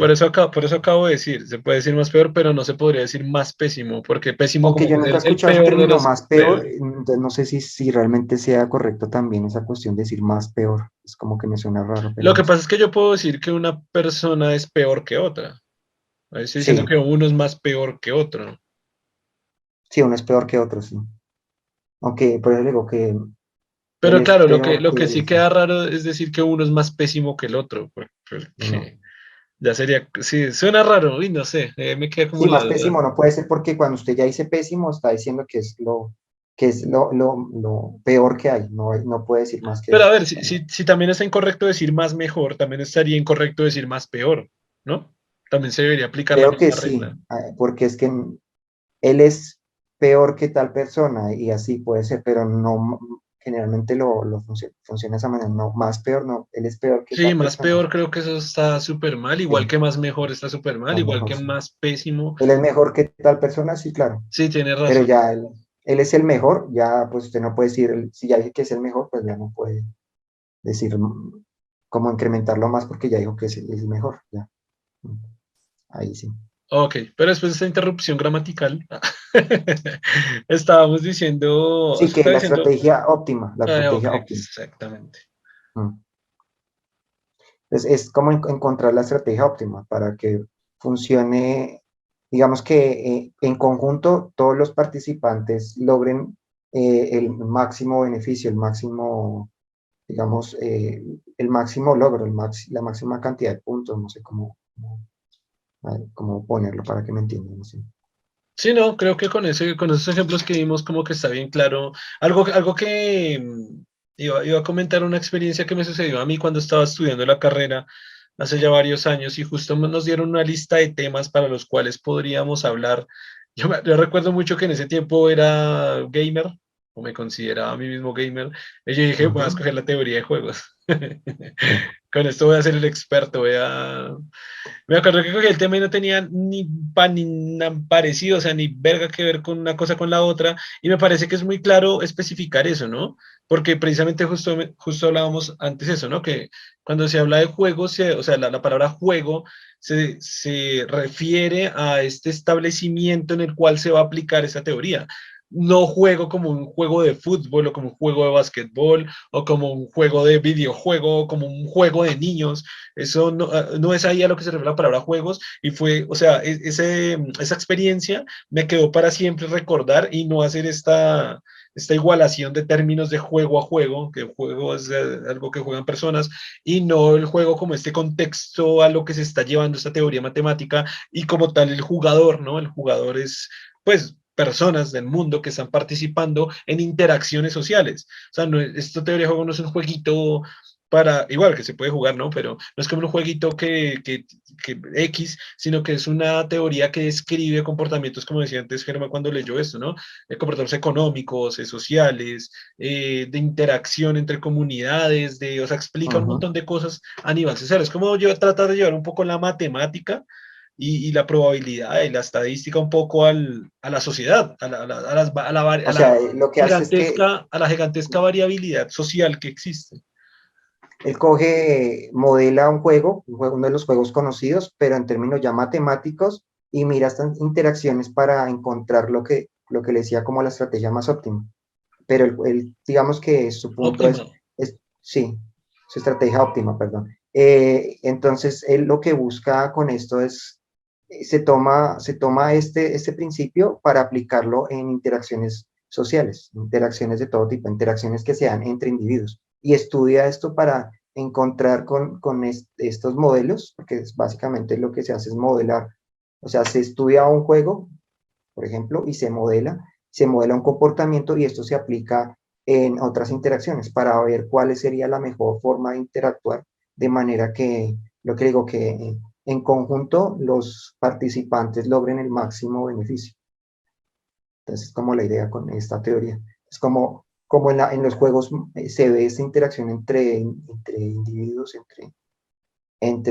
porque inclusive lo utilizan también en biología para ver la interacción entre animales, por ejemplo. También se aplica así. Entonces, para ver esa Sí, interacción, ¿cuál es la más óptima? La óptima, óptima. perdón. Sí, Acaba queda bien. acabas de Ujú, hablar 10 sí. minutos sobre... es como que dice mucho más óptima. Hoy que estamos hablando de optimización, creo que dice mucho Mm. la más óptima. ¿Se acuerda de alguna aplica a animales? Eso sí me parece interesante. Pues venga a ver si aquí dice algo de pronto aquí hay algunos, a ver, porque aquí habla de varias aplicaciones. De pronto aquí hay una. Ah, mira, aquí hay uno, biología. A diferencia del uso de la teoría de juegos en la economía, la recompensa de los juegos en biología se interpretan frecuentemente como adaptación, eh, centrándose en el equilibrio mantenido por las fuerzas evolutivas. El equilibrio mejor conocido en biología se conoce como estrategia evolutivamente estable, perdón, como estrategia evolutivamente estable, que fue introducido por John Maitland Smith. En biología, la teoría de juegos se emplea para entender muchos problemas diferentes. Se utilizó por primera vez para explicar la evolución y estabilidad de las proporciones de sexos, mismo número de machos que de hembras. Y dice, Ronald Fisher sugirió en 1930 que la proporción 1:1 es el resultado de la acción de los individuos tratando de maximizar el número de sus nietos sujetos a la restricción de las fuerzas evolutivas. Ahí está un caso. Claro, o sea que es interesante porque entonces se está aplicando ya a evolución prácticamente, a evolución, reproducción. Yo he visto varias fórmulas matemáticas, de hecho sería muy interesante hacer un podcast sobre eso. Fórmulas matemáticas aplicadas a la naturaleza, al mundo natural directamente, y son súper interesantes, pero nunca había visto teoría de juegos aplicada directamente al comportamiento animal. Sin embargo, creo que con la formulación matemática que he visto, creo que ahí hay algo, ahí tiene mucho que ver con el tema de teoría de juegos, tendría que investigarlo mejor. Mire, finalmente los biólogos han usado el problema del halcón paloma, también conocido como el problema de la gallina, para analizar la conducta combativa y la territorialidad. Entonces ahí tocaría mirar, Pero aquí sí cómo no lo no, dice explica. cómo no. No habla de, Ah, aquí muestra como un gráfico, pero no explica cómo es el problema del halcón ok. y la paloma o el problema de la gallina. Ahí sí tocaría buscarlo por aparte, pero Pues sí, busquémoslo rápido, a ver si lo pudiéramos encontrar. ¿Problema del qué? sí, ¿Del sí. halcón y qué? Y la paloma o el problema de la gallina, cualquiera de los dos, dice que Pues también yo es creo que se conocido. encuentra más exactamente. Ah, mira, acá está. Aquí voy a encontrar algo rápido. Voy a leerlo a ver si esto puede ser. En teoría de juegos hay un modelo conocido como el halcón y la paloma que sirve para analizar situaciones de conflicto o negociación entre estrategias agresivas y conciliadoras. El halcón es el jugador más agresivo, mientras que la paloma opta por estrategias más pacíficas. Esto es lo que estábamos hablando ahorita. Estas son como como se está estableciendo el juego, ¿no? Como se está parametrizando Las el reglas, sí, juego. como las reglas El que peor usted. escenario es si ambos juegan halcón y se llega a un conflicto. Claro, todo el mundo va a querer ser halcón, ¿no?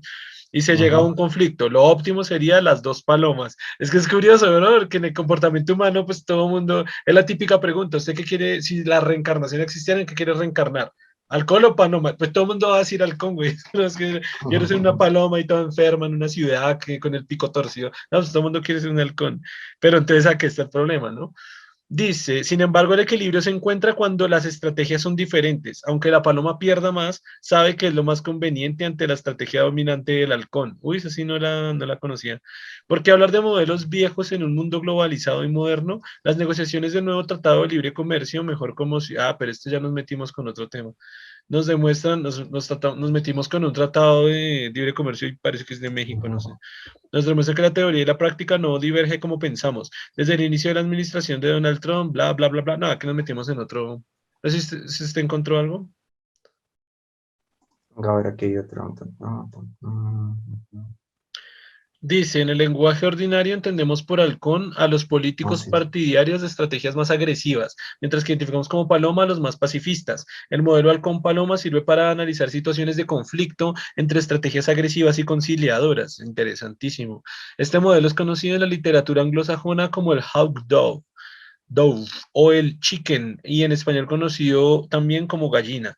En la filmografía hollywoodense se ha representado en varias ocasiones desafíos de vehículos enfrentados que siguen este modelo. Los dos vehículos se dirigen uno contra el otro en la misma línea a gran velocidad. O esta sí era retípica.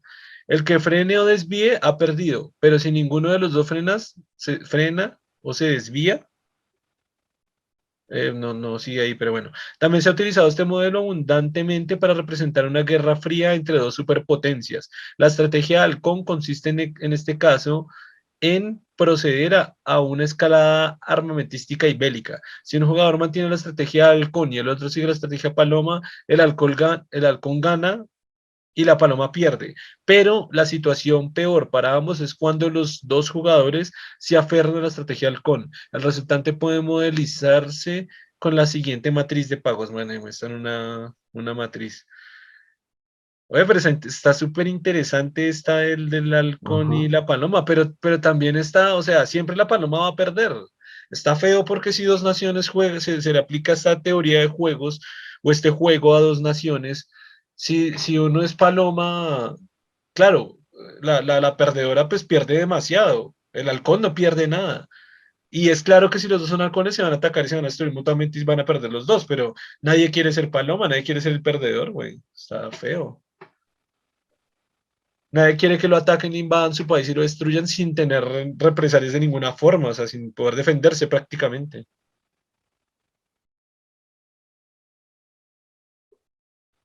¿Qué Y opinas, otra Germán? notable diferencia de este juego con otros es la importancia de aquí, que aquí adquiere el orden en que los jugadores eligen sus estrategias, como tantas en la vida real. El primero que juega gana. El primero elegirá y manifestará la estrategia halcón, con lo que el segundo en elegir se verá obligado a elegir la estrategia paloma, la menos mala.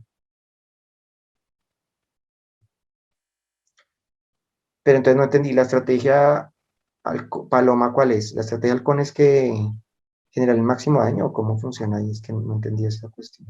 No, lo que pasa es que está establecido ya como regla de juego que el halcón es el que inflige más daño. O sea, el halcón siempre va a ganar Y la paloma, y la paloma siempre va a perder. ¿Cuál es el ganar-ganar para todos? Que los dos sean paloma. Si los dos son paloma, es lo que hablábamos acá en un podcast de, por ejemplo, lo que pasó con Nicaragua y Colombia. Ah, lo hablamos en el podcast que trajimos a José de invitado. Es decir, ahí los dos fueron paloma, fuimos paloma, ¿no? O sea, uno, yo no lo ataco a usted, usted no me ataca a mí y por normas legales, pues usted me cede territorio marítimo paloma, paloma. Ahí hay ganancias para los dos. Si Nicaragua se va a enfrentamiento al CON, se va con el ejército y la armada a atacar a Colombia, y Colombia se pone en modo halcón, van a haber pérdidas de las dos partes, bajas de las dos partes, muertes de las dos partes. Esos serían los dos halcones. Pero si uno es mm, halcón y uno es paloma, digamos que se vengan con toda la arremetida militar y Colombia se queda absolutamente quieto, las pérdidas y destrozos son solo en Colombia. Entonces es mejor porque uno hay muchas pérdidas de vida, pero en un solo país, en el otro no. Por eso es lo que yo acabo de decir de al fin quién va a querer ser paloma. Nunca nadie va a querer ser paloma cuando el otro es halcón, ¿no? Porque si es bueno ser paloma si el otro es paloma. Pero no es bueno ser paloma claro, cuando el otro es halcón porque me va a destruir, tengo que ser halcón. Pero claro, si soy halcón y soy halcón, dos naciones se van a destruir completamente. Pero claro, por mm, eso, por eso en este juego el halcón siempre va a ganar. El halcón paloma, en el halcón siempre va a ganar y paloma va a perder. Solo que va en cantidad numérica de muertos y pérdidas de vidas, va a ser mejor ser paloma. Incluso es mejor ser paloma. halcón paloma que halcón halcón. Ese es el punto, que la Mm, paloma es el que va a llevar, se va a volver miércoles. claro, pero entonces si ambos cooperan y ambos son palomas, digamos que ahí es la mejor estrategia o Es la cómo. mejor ganar, ganar. Yo no puedo decir, por ejemplo, Estados Unidos, Japón, halcón paloma. Ya está, ya Japón dijo listo, ya, ok, ya me rindo, ya paramos todo, ya no hacemos nada más. O sea, me rindo. Y claro, fue pérdidas bueno, claro que no se puede aplicar bien porque eso fue el final de una guerra completa, ¿no? Pero sería, si solo hubiera sido ese evento, si solo únicamente independizamos ese evento, sería como lo ataco, no hago nada, listo, todo este perdió dos ciudades completas y una cantidad de gente, pero no mandó una bomba al otro lado, otra bomba atómica que eso hubiera Ujú, sido sí, gravísimo. sí, claro. Ya entiendo, sí. Pero está interesante, está súper interesante esa aplicación del juego Paloma Gallina. Ujú, ujú, sí. Y bueno, creo que ya con esto podemos cerrar este podcast. No sé si quiere decir algo antes de finalizar. Mm, mm, no, sí, no sé cómo, pero creo que lo entendieron cuando expliqué el tema de cómo él lo deduce y se da cuenta de cómo la cooperación funcionaba mejor cuando todos pensaban en lo mejor no solo para ellos mismos, sino para el grupo en general, era que se lograba la máxima ganancia. Era como esa lógica. O sea, no solo pensar en esta forma egoísta, sino pensar en sí mismo, pero también en el grupo, como la mejor estrategia siempre. Y es Sí, como la conclusión desde que mi hemos traído. perspectiva yo podría decir que una muy buena conclusión, o me parece a mí que es una muy buena conclusión, es el hecho de la cooperación, cooperación a nivel mundial y que nos veamos todos como una especie y no como países, no como países independientes, como si fuéramos todos razas diferentes o especies diferentes o cosas diferentes, sino que todos somos exactamente iguales. Entonces, por ejemplo, con esta que ni yo la sabía, de este juego Halcón Paloma, si todos somos Paloma, si toda la nación, si todos los países somos Paloma, es la mejor y perfecta forma de cooperación, colaboración y surgimiento de la especie humana. Y es curioso porque quizás evolutivamente ser halcón quizás tenía sus beneficios y sus privilegios, como por ejemplo un reino que fuera halcón siempre y los otros paloma, pues era un reino gigantesco, podía crecer muchísimo de todas las formas. Si ahorita todos los países son halcones, destruimos el Armagedón, destruimos nuestro propio planeta, destruimos la Tierra, destruimos toda especie, forma de vida posible. Entonces pienso que lo mejor ahora, pienso que es una bonita conclusión, es todos seamos palomas, es decir, la cooperación. Y no estoy diciendo todos seamos sumisos y todos seamos, sino buscar la cooperación, no buscar la destrucción, sino la cooperación universal, la cooperación mundial de todos los países, que nos veamos todos como una sola especie, progresar entre todos, apoyarnos entre todos y crecer con apuntar a un objetivo, que es la supervivencia de la raza, de la especie humana.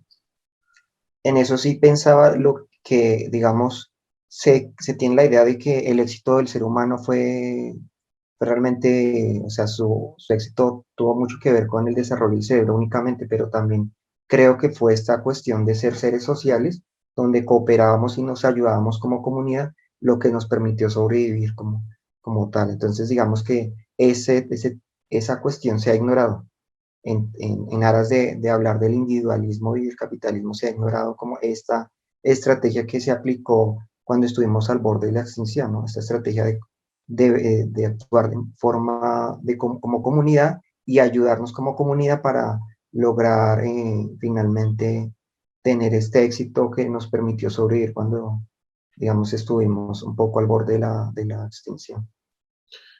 Pues yo no sé si es que se ha ignorado o es que, o de pronto no se toma en cuenta es porque otros animales también presentan comportamientos, muchos otros animales presentan comportamientos sociales y también se podrían considerar como animales sociales.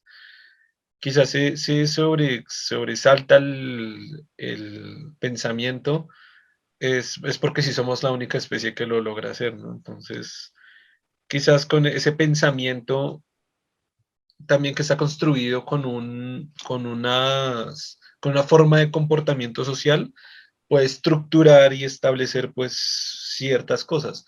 Que claro, antes eran reinados, que es una estupidez al fin. Pero por lo menos ahorita, más o menos, más que todo tiene tantos problemas, pero bueno, más o menos la democracia, las formas gubernamentales, la participación ciudadana, la capacidad de que todos seamos votantes. Digamos que es una forma estructurada de pensamiento, o que se ha llevado a través del pensamiento de estructurar, valga la redundancia, estructurar sociedades. Sin embargo, claro, obviamente ya sé que todo mundo existe la corrupción, existen los puestos pagados, existen los favores políticos, existe un montón todavía de efectos, pero bueno, por lo menos es mejor que tener un puto rey y que si yo digo, ay, yo creo que el rey ay, me quita en la cabeza, ¿no? O, ay, yo quiero ir al otro, allá a esas tierras, no, maldito, trabaje con su asadón a sacar trigo para el rey y dele plata más encima, o si no, lo mato. Entonces sí estamos un poco mejor, ¿no? Sí, porque no es una cooperación obligada, sino es una cooperación donde cada uno siente que está ganando. Esa es la idea con este tipo de cooperación. Pues sí, más o menos, sí, más o menos.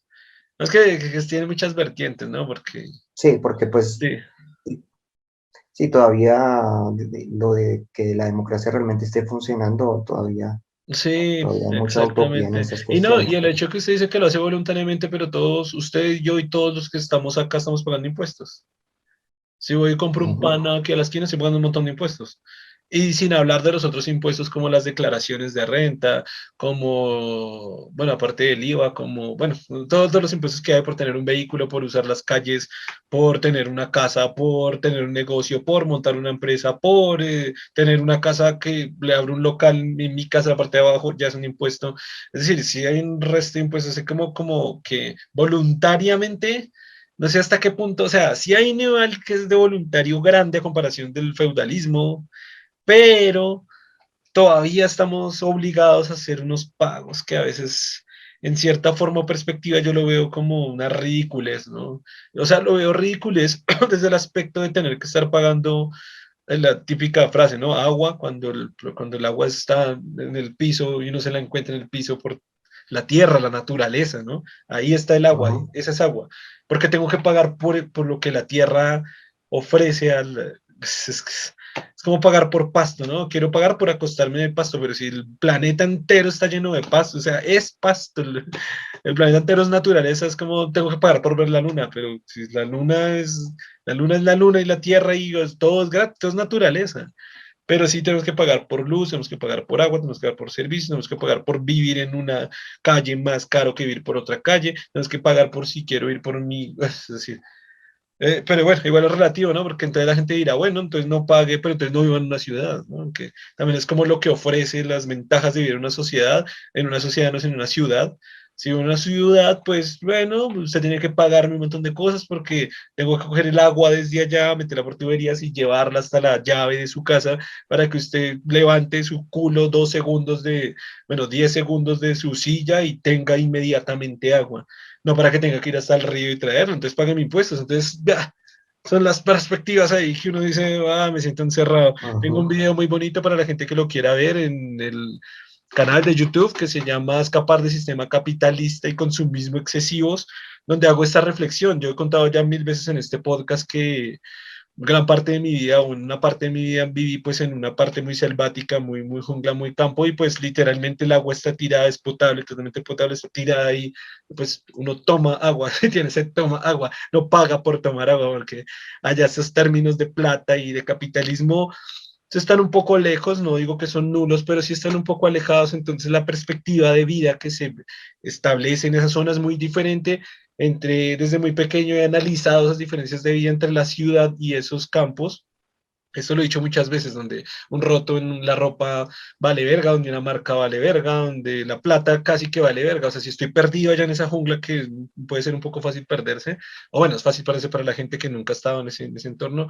Si se pierde, pues yo puedo tener 10 millones de pesos, o para ponerlo en dólares, sí, $1000, $5000, $10000, y no me van a servir para ni mierda, para nada, porque lo que tengo es hambre y sed, y no lo puedo pagar a nadie porque no hay nadie, o sea, no hay nadie en las proximidades, no hay tiendas, no, o sea, $1000 me sirven para lo que me sirve un pedazo de De papel, pasto sí, lo pobre, puedo de usar solo papel. como pues, si fuese papel casi. Sí, sí, o sea, Con eso pueden lo único que le de serviría es puede pronto hacer una fogata con eso de pronto. una Sirve para fogata combustible y demás. o limpiarse el culo también. Sí.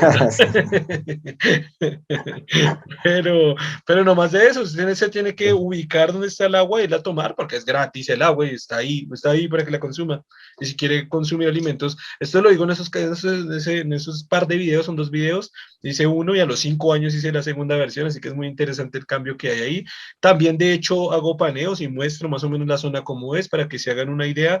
Y es esto, pues la gente de allí, pues en gran parte, no totalmente, pero por eso digo que no se puede escapar totalmente del capitalismo, pero se siembra su propia comida. Si quiero frijol, pues lo siembro y lo produzco y lo cultivo y como frijol. Entonces hubo temporadas que yo comía tanto frijol que ya decía, güey, ya no quiero más frijol porque se producía mucho frijol y había sopa de frijol y frijol en seco y mazamorra de frijol y frijol de onces y frijol de nueves y frijol con café. Y yo decía, no más frijol, por favor. Pero, a Ahí es ver, donde aparecen hay tanto los trueques, ¿no? alimento, En ese caso, sí. hay tanto alimento que, que, que, Mm. que puedo usar y no se paga un peso por ello. A ver, ahí está el punto del capitalismo. Si se escapa, pero a ver, si tengo que pagar de pronto, no sé, para comprar un fertilizante o fumigar la zona en el proceso de cultivo.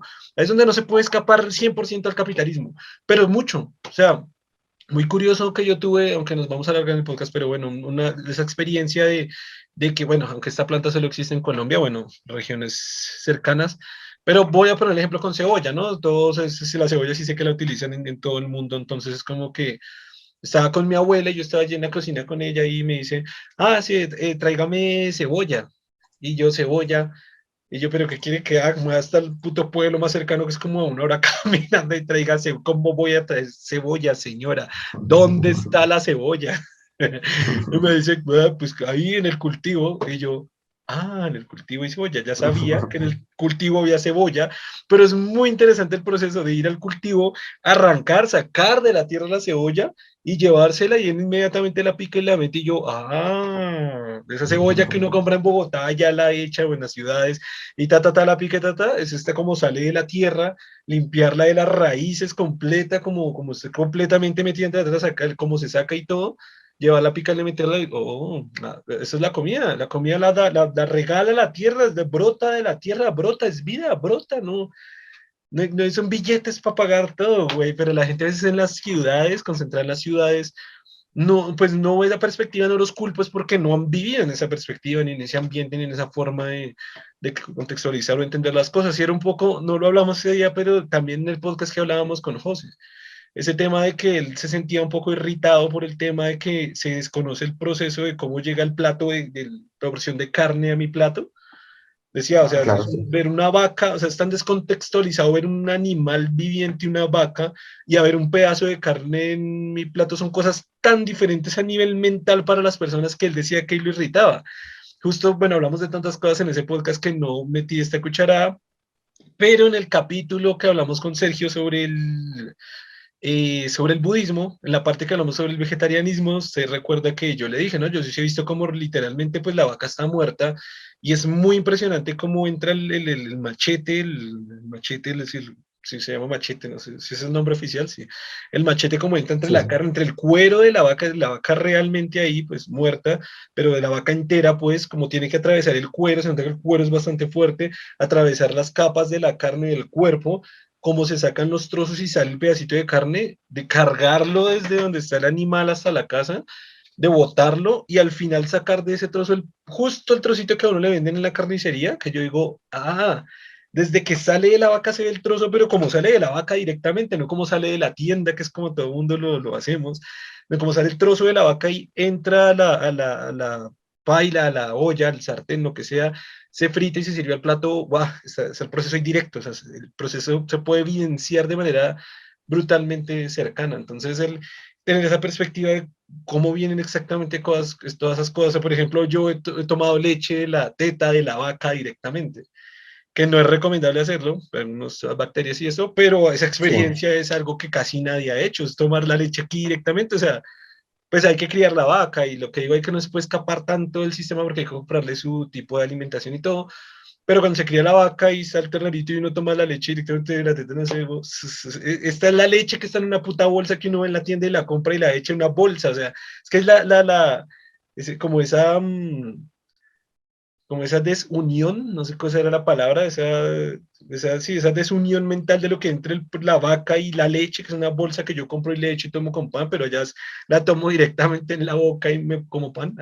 Eso ya No, es. y de hecho con los sistemas cada vez es peor porque, digamos, ya inclusive, primero ya no existe el dinero porque usted paga con datos, básicamente Uf, una cuenta y lo después le descuenta alargamos. otra, usted no, ni siquiera tiene eso.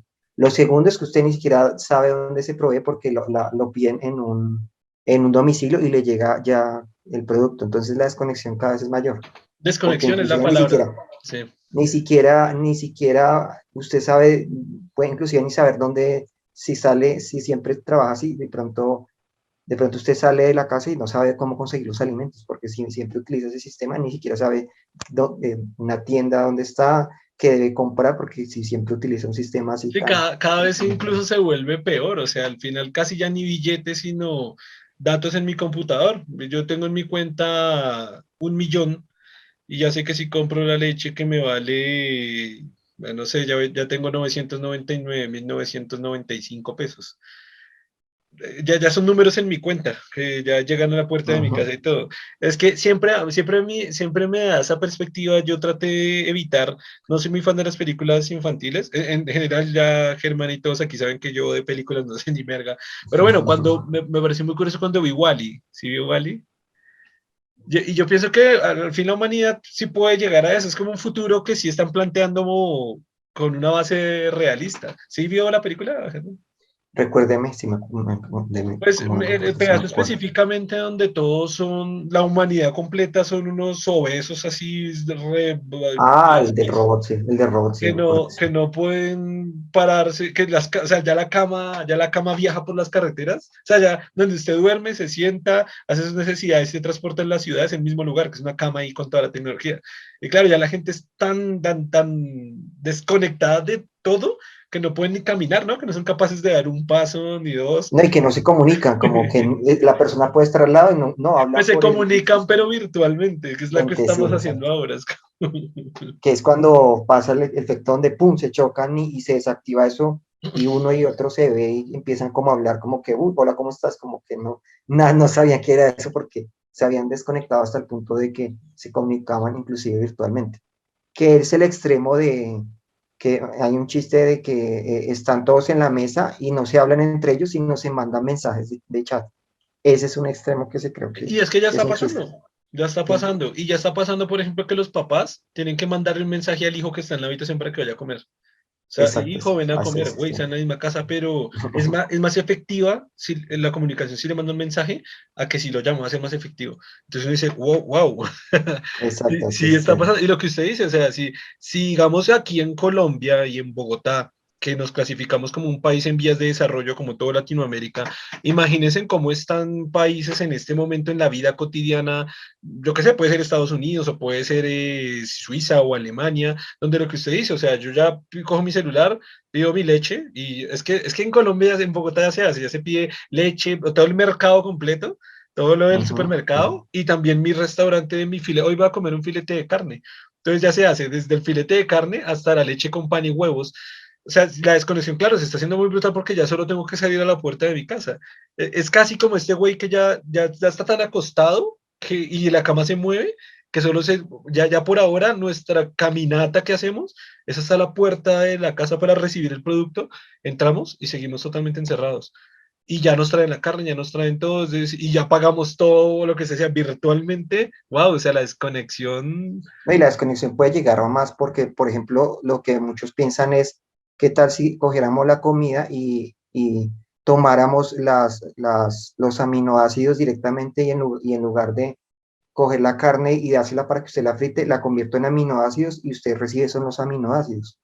Sería más efectivo y creo que inclusive hay pensamientos de lograr eso, ¿no? Que la Claro, alimentación se reduzca a aminoácidos. como pasa en Matrix, que tienen un engrudo que es la suficiencia Exacto, algo así. proteica y alimenticia que cualquiera necesita.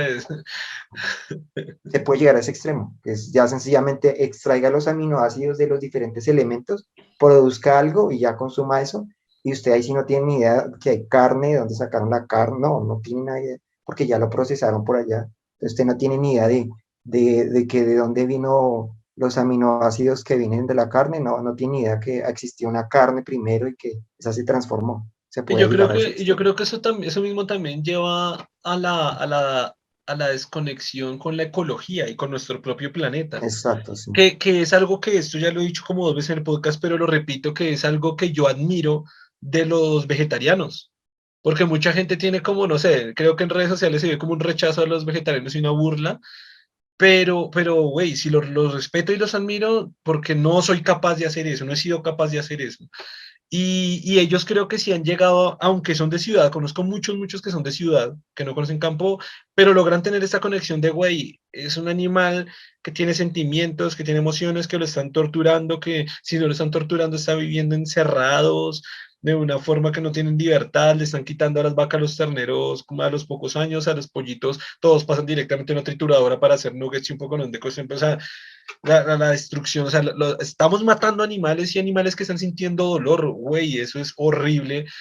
Por lo tanto, como entiendo la conexión, me vuelvo vegetariano para no lastimar a estos animales sintientes que si sienten dolor, tienen un sufrimiento y una vida completa, estar encerrados en jaulas o en establos muy pequeños, vivir para morir, pues es cruel, ¿no? Y todavía se respeta o respeto yo personalmente más a los veganos Y es como llegar a un nivel que lo que le dije en el podcast del budismo, de nuevo que otra vez hablamos del vegetarianismo, y es este punto de que me gustaría llegar a ese nivel. O sea, sí, sí, sí quiero. De hecho, estoy tratando por lo menos de consumir menos carne. Bueno, por lo menos, algo, por lo menos consumo menos carne, algo, un inicio, no sé. Pero sí me gustaría llegar a ese nivel, güey, que siento que pues, estoy lejos, como lamentablemente De estoy hecho, lejos, eso, pero por ejemplo, se hablaba con respecto a la guerra.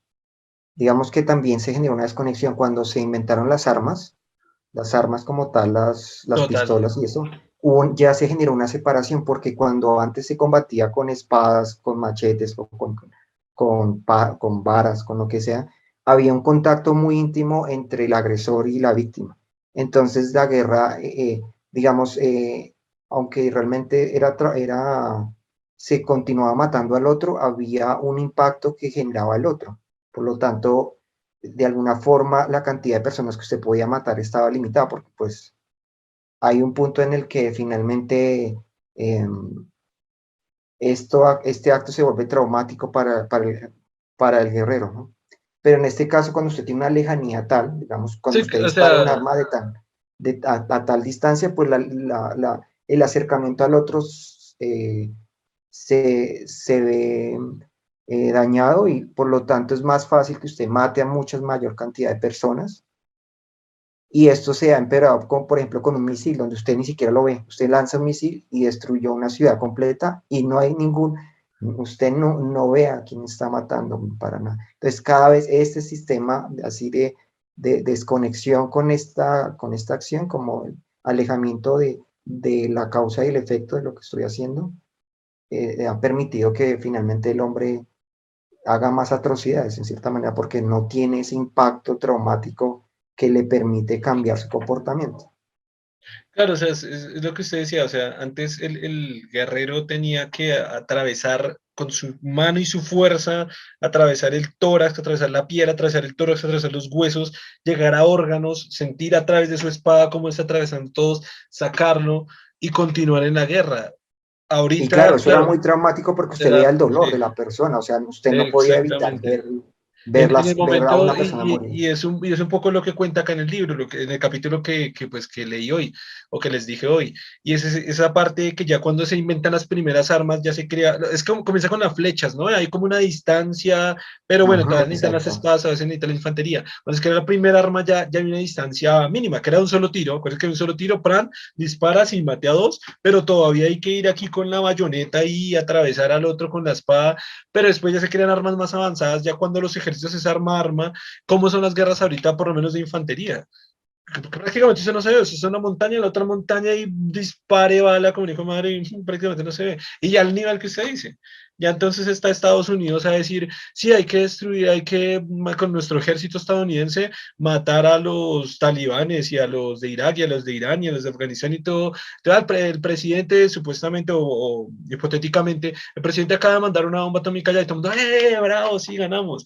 Güey, es un güey celebrando una comodidad, lo que usted acaba de decir, de pedir en la aplicación la leche que le llega a la casa y decir, mi presidente manda una bomba.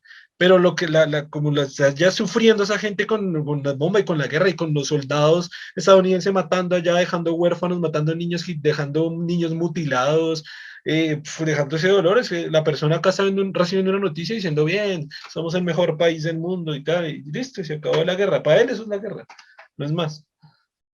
Pero ¿dónde está todo Este ese fenómeno sí no se sufrimiento? vio con la guerra de Vietnam, donde la muerte del otro era muy visible, ¿no? Porque fue una guerra muy, en cierta manera, aunque había tecnología, realmente de todas maneras, finalmente se volvió una guerra de guerrillas, era muy, cuando se le destrozaban los miembros a su amigo, usted lo veía, era muy traumático porque era muy íntimo, la brutalidad y la crueldad era muy íntima. Y claro, y cuando usted llegaba y mataba al otro era muy íntimo, porque era guerra de guerrillas, finalmente era casi que demasiado cercana, porque pues era una jungla y era muy difícil utilizar esta tecnología de armas dirigidas en lugares donde no sabía dónde estaba el enemigo. O Pero sea, por no, eso fue tan traumático. Por eso ahorita las guerras son más fáciles, porque todo es a distancia, ¿no? Entonces es fácil que para un ejército aniquilar al otro sin problema porque no lo ve, no tiene realmente que casi que interactuar con él. Y ahí es donde la prensa ayuda en el sentido de mostrar. Cuando la prensa mostró las brutalidades de Vietnam al público, la gente se dio cuenta que esa brutalidad no era posible, ¿no? Por más que fuera considerado el enemigo, lo que estaba ocurriendo en Vietnam, lo que le estaban ocurriendo a los vietnamitas era brutal, ¿no?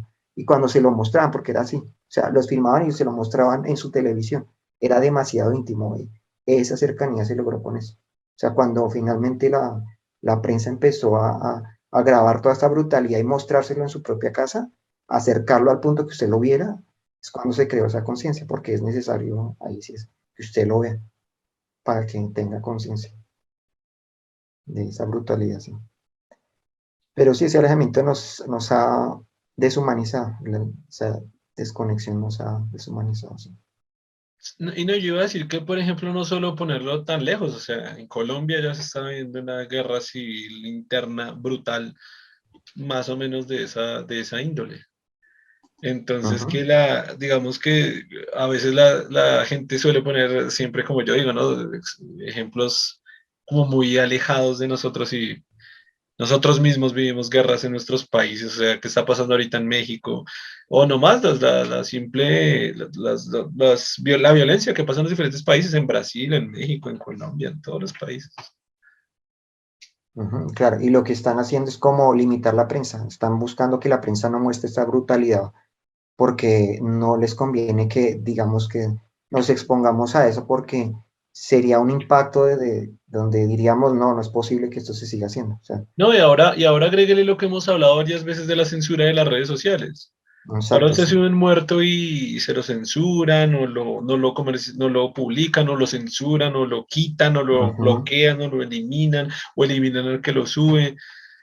Yo no sé si sea bueno o malo, güey. Yo no sé si sea bueno o malo porque lo que usted decía, en Vietnam mostraban ya la brutalidad de por ejemplo, los documentales de la Primera y Segunda Guerra Mundial que más me han impresionado a mí, precisamente, es donde muestran esa brutalidad tan salvaje. Me acuerdo mucho de una escena de un documental donde tiran a todos. Esto fue en el nazismo, sí, obviamente en el ejército nazi, un montón de judíos en el piso y ya los habían agarrado, o sea, no, estaban parados todos y los agarraban a tiros y se veía como ujú, la persona caía muerta.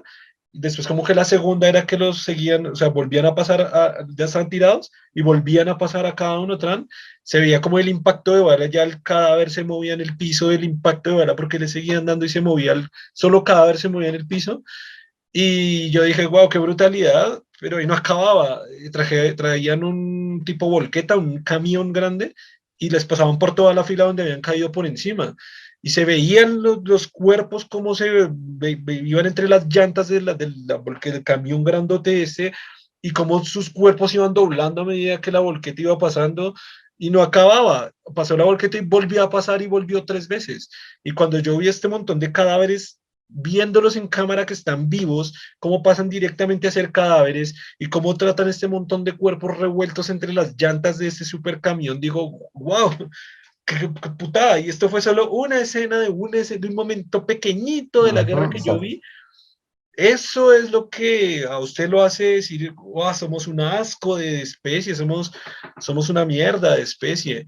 Pero entonces si subo esto un poquito a Facebook y a YouTube, entonces me lo bloquean y me lo quitan y me lo censuran y me lo batan. No, no sé, ¿qué dirías? ¿Es bueno o es malo? Por ejemplo, si usted le muestra esa brutalidad a un neonazi, puede entender realmente qué significaba lo que usted, esa idea del exterminio, qué era realmente, para ver si realmente usted sí sería capaz de hacérsela a otro ser humano. Si usted hace eso, ahí usted, digamos, estas ideas se caen porque pues prácticamente casi era psicopatía ese comportamiento, no es un comportamiento normal. El ser humano no es un comportamiento normal, no está hecho para eso.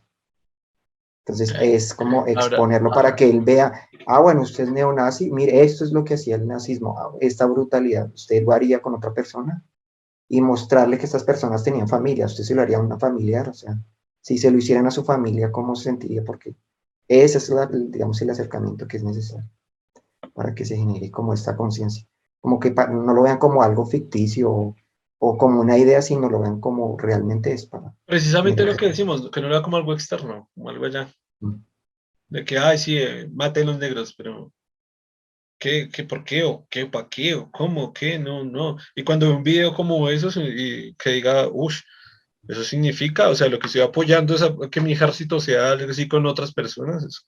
Y eso iba a decir, como esta tendencia ahora también que me parece súper ridícula, de los morenazis, ¿no? ¿Se ha visto?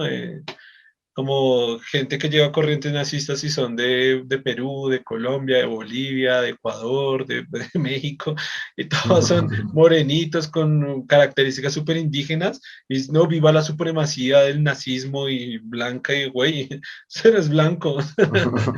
No, y si es medio blanco, sus características faciales no son de varios, lejos, o sea, lo que alguna Ujú. vez dije en este podcast, y quizá yo en el podcast aquí me veo un poquito blanco, hay rasgos que me declaran, se me evidencia mi genética indígena, como a todos los que vivimos en Latinoamérica. O sea. Pero son Pues nazis, mira que ¿no? el racismo aquí era lo más absurdo que existía porque somos una mezcla Así, de estas etnias y no hay forma realmente, o sea, es como absurdo.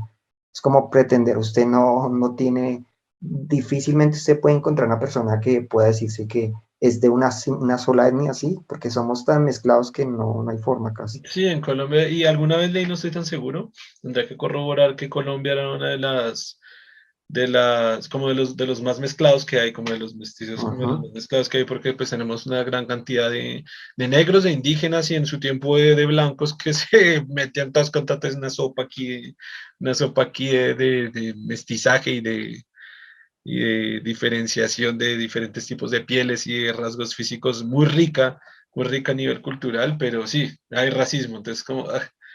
y lo que hablamos en el capítulo que hablábamos con Cami, ¿no? Es como cuando se le dice al otro, este indio en forma de insultar, ese indio en forma de insultar, güey, pues sí, todos éramos, en algún momento, todo este terreno, todo este territorio, todo esto fue de indígenas. Nosotros provenimos de mestizaje entre blancos e indígenas.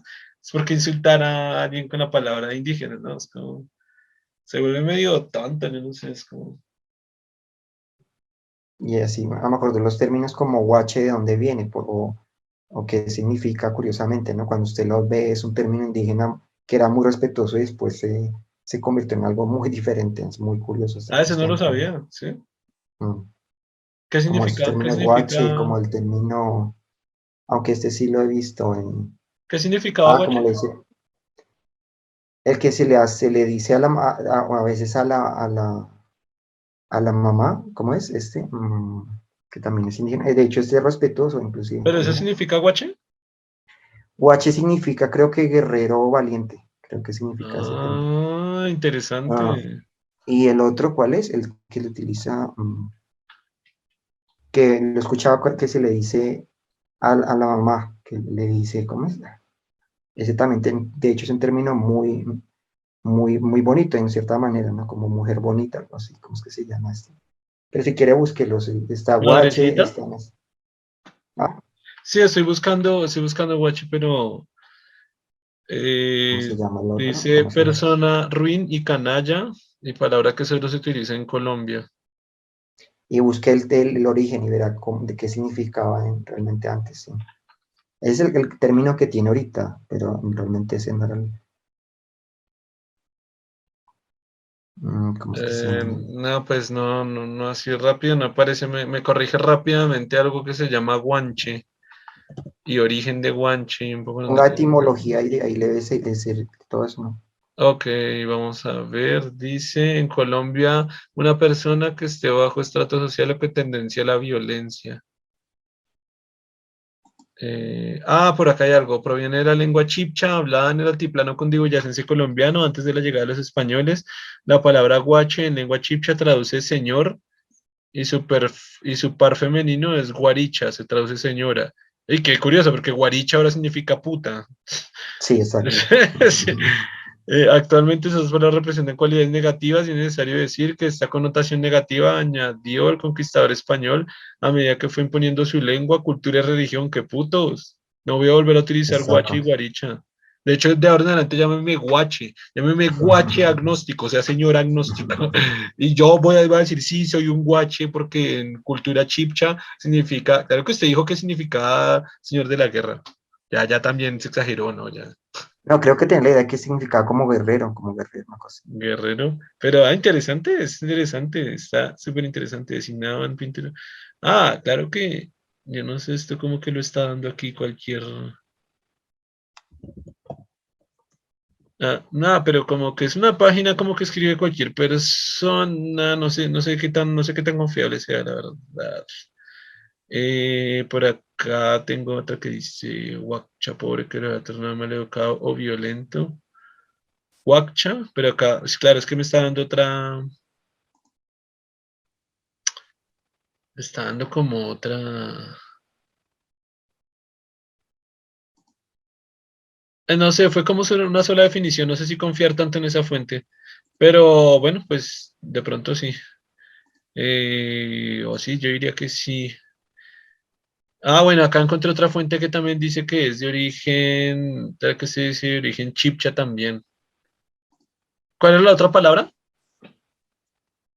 Uy, no me acuerdo cómo es que se llama, el que utilizan ahorita para referirse a la mamá, ¿cómo le dicen? Lo he escuchado también, pero ese de hecho tiene un significado muy, Mamita, madrecita, no, ¿cómo es? mamada, No, es que no, mariscal de campo, ma- no, a la mamá, ¿cómo se dice a la mamá? Pues mamá, madre, no, sí, pero lo he escuchado cuando se refieren, cucha. creo que escucha, sí, no sabes, no sé si sabe qué significa ¿Qué la etiología significa? del Pues cucho. uno diría que viejo, pero ¿qué significa? ¿Qué significa? Mira, aquí la tengo, de Canal 13 dice. Guache en Canal 13 dice, era un hombre joven y valiente, a No, veces pero también un guacho. guerrero. Aquí dice. No, pero cucho. A ver, la palabra cucho Cucha según la... significa mujer más bella que el arco iris, creo que la leí por acá, ya le muestro. Ahora la busco más bien rápido. Mira, aquí la encontré. Cucha significa una mujer considerada más bella que el arco iris, eso significa cucha. Sí. ¿Y Sí. cucho también? Un hombre más bello que el arcoíris, me suena todo No sé güey. si se utiliza para masculino, no creo. De Sí, pronto solo claro, para obvio. O femenino. sea, ahora todos dicen cucho para todo lado, para toda hora. Y No cuando usted sé es si un viejo le también. dice cucho, obviamente. Y si ve, entonces cuando usted le dice cucha a su mamá, le está diciendo algo muy bonito, de hecho, ¿sí ve? Ujú. Claro, porque al cucho también, o sea, el cucho es hombre más bonito que el arcoíris, ¿o qué? Supongo, pues no sé, sí, supongo que es como una adaptación, no sé Es si que existe esa palabra. sonaría un poco homosexual. Sí, pero no sé, entonces, digamos que la han utilizado así, pero Cucho Germán. finalmente creo que ni saben que, está Guaricha, indígena, solitaria, princesa, joven, guerrera también, sí, está Pero Guaricha, es sí. que lo que le digo, esa utilización de fuentes ahí como que está variando mucho y no sé No, cuál creer. desde el canal 13 lo estoy sacando, Ok. palabras indígenas, mire. Ahí está, Bueno, hay varias. Mm, con esto podemos finalizar el podcast, ¿le parece? sí. Listo. Entonces, muchas gracias a todas las personas que nos vieron, a todas las personas que nos escucharon.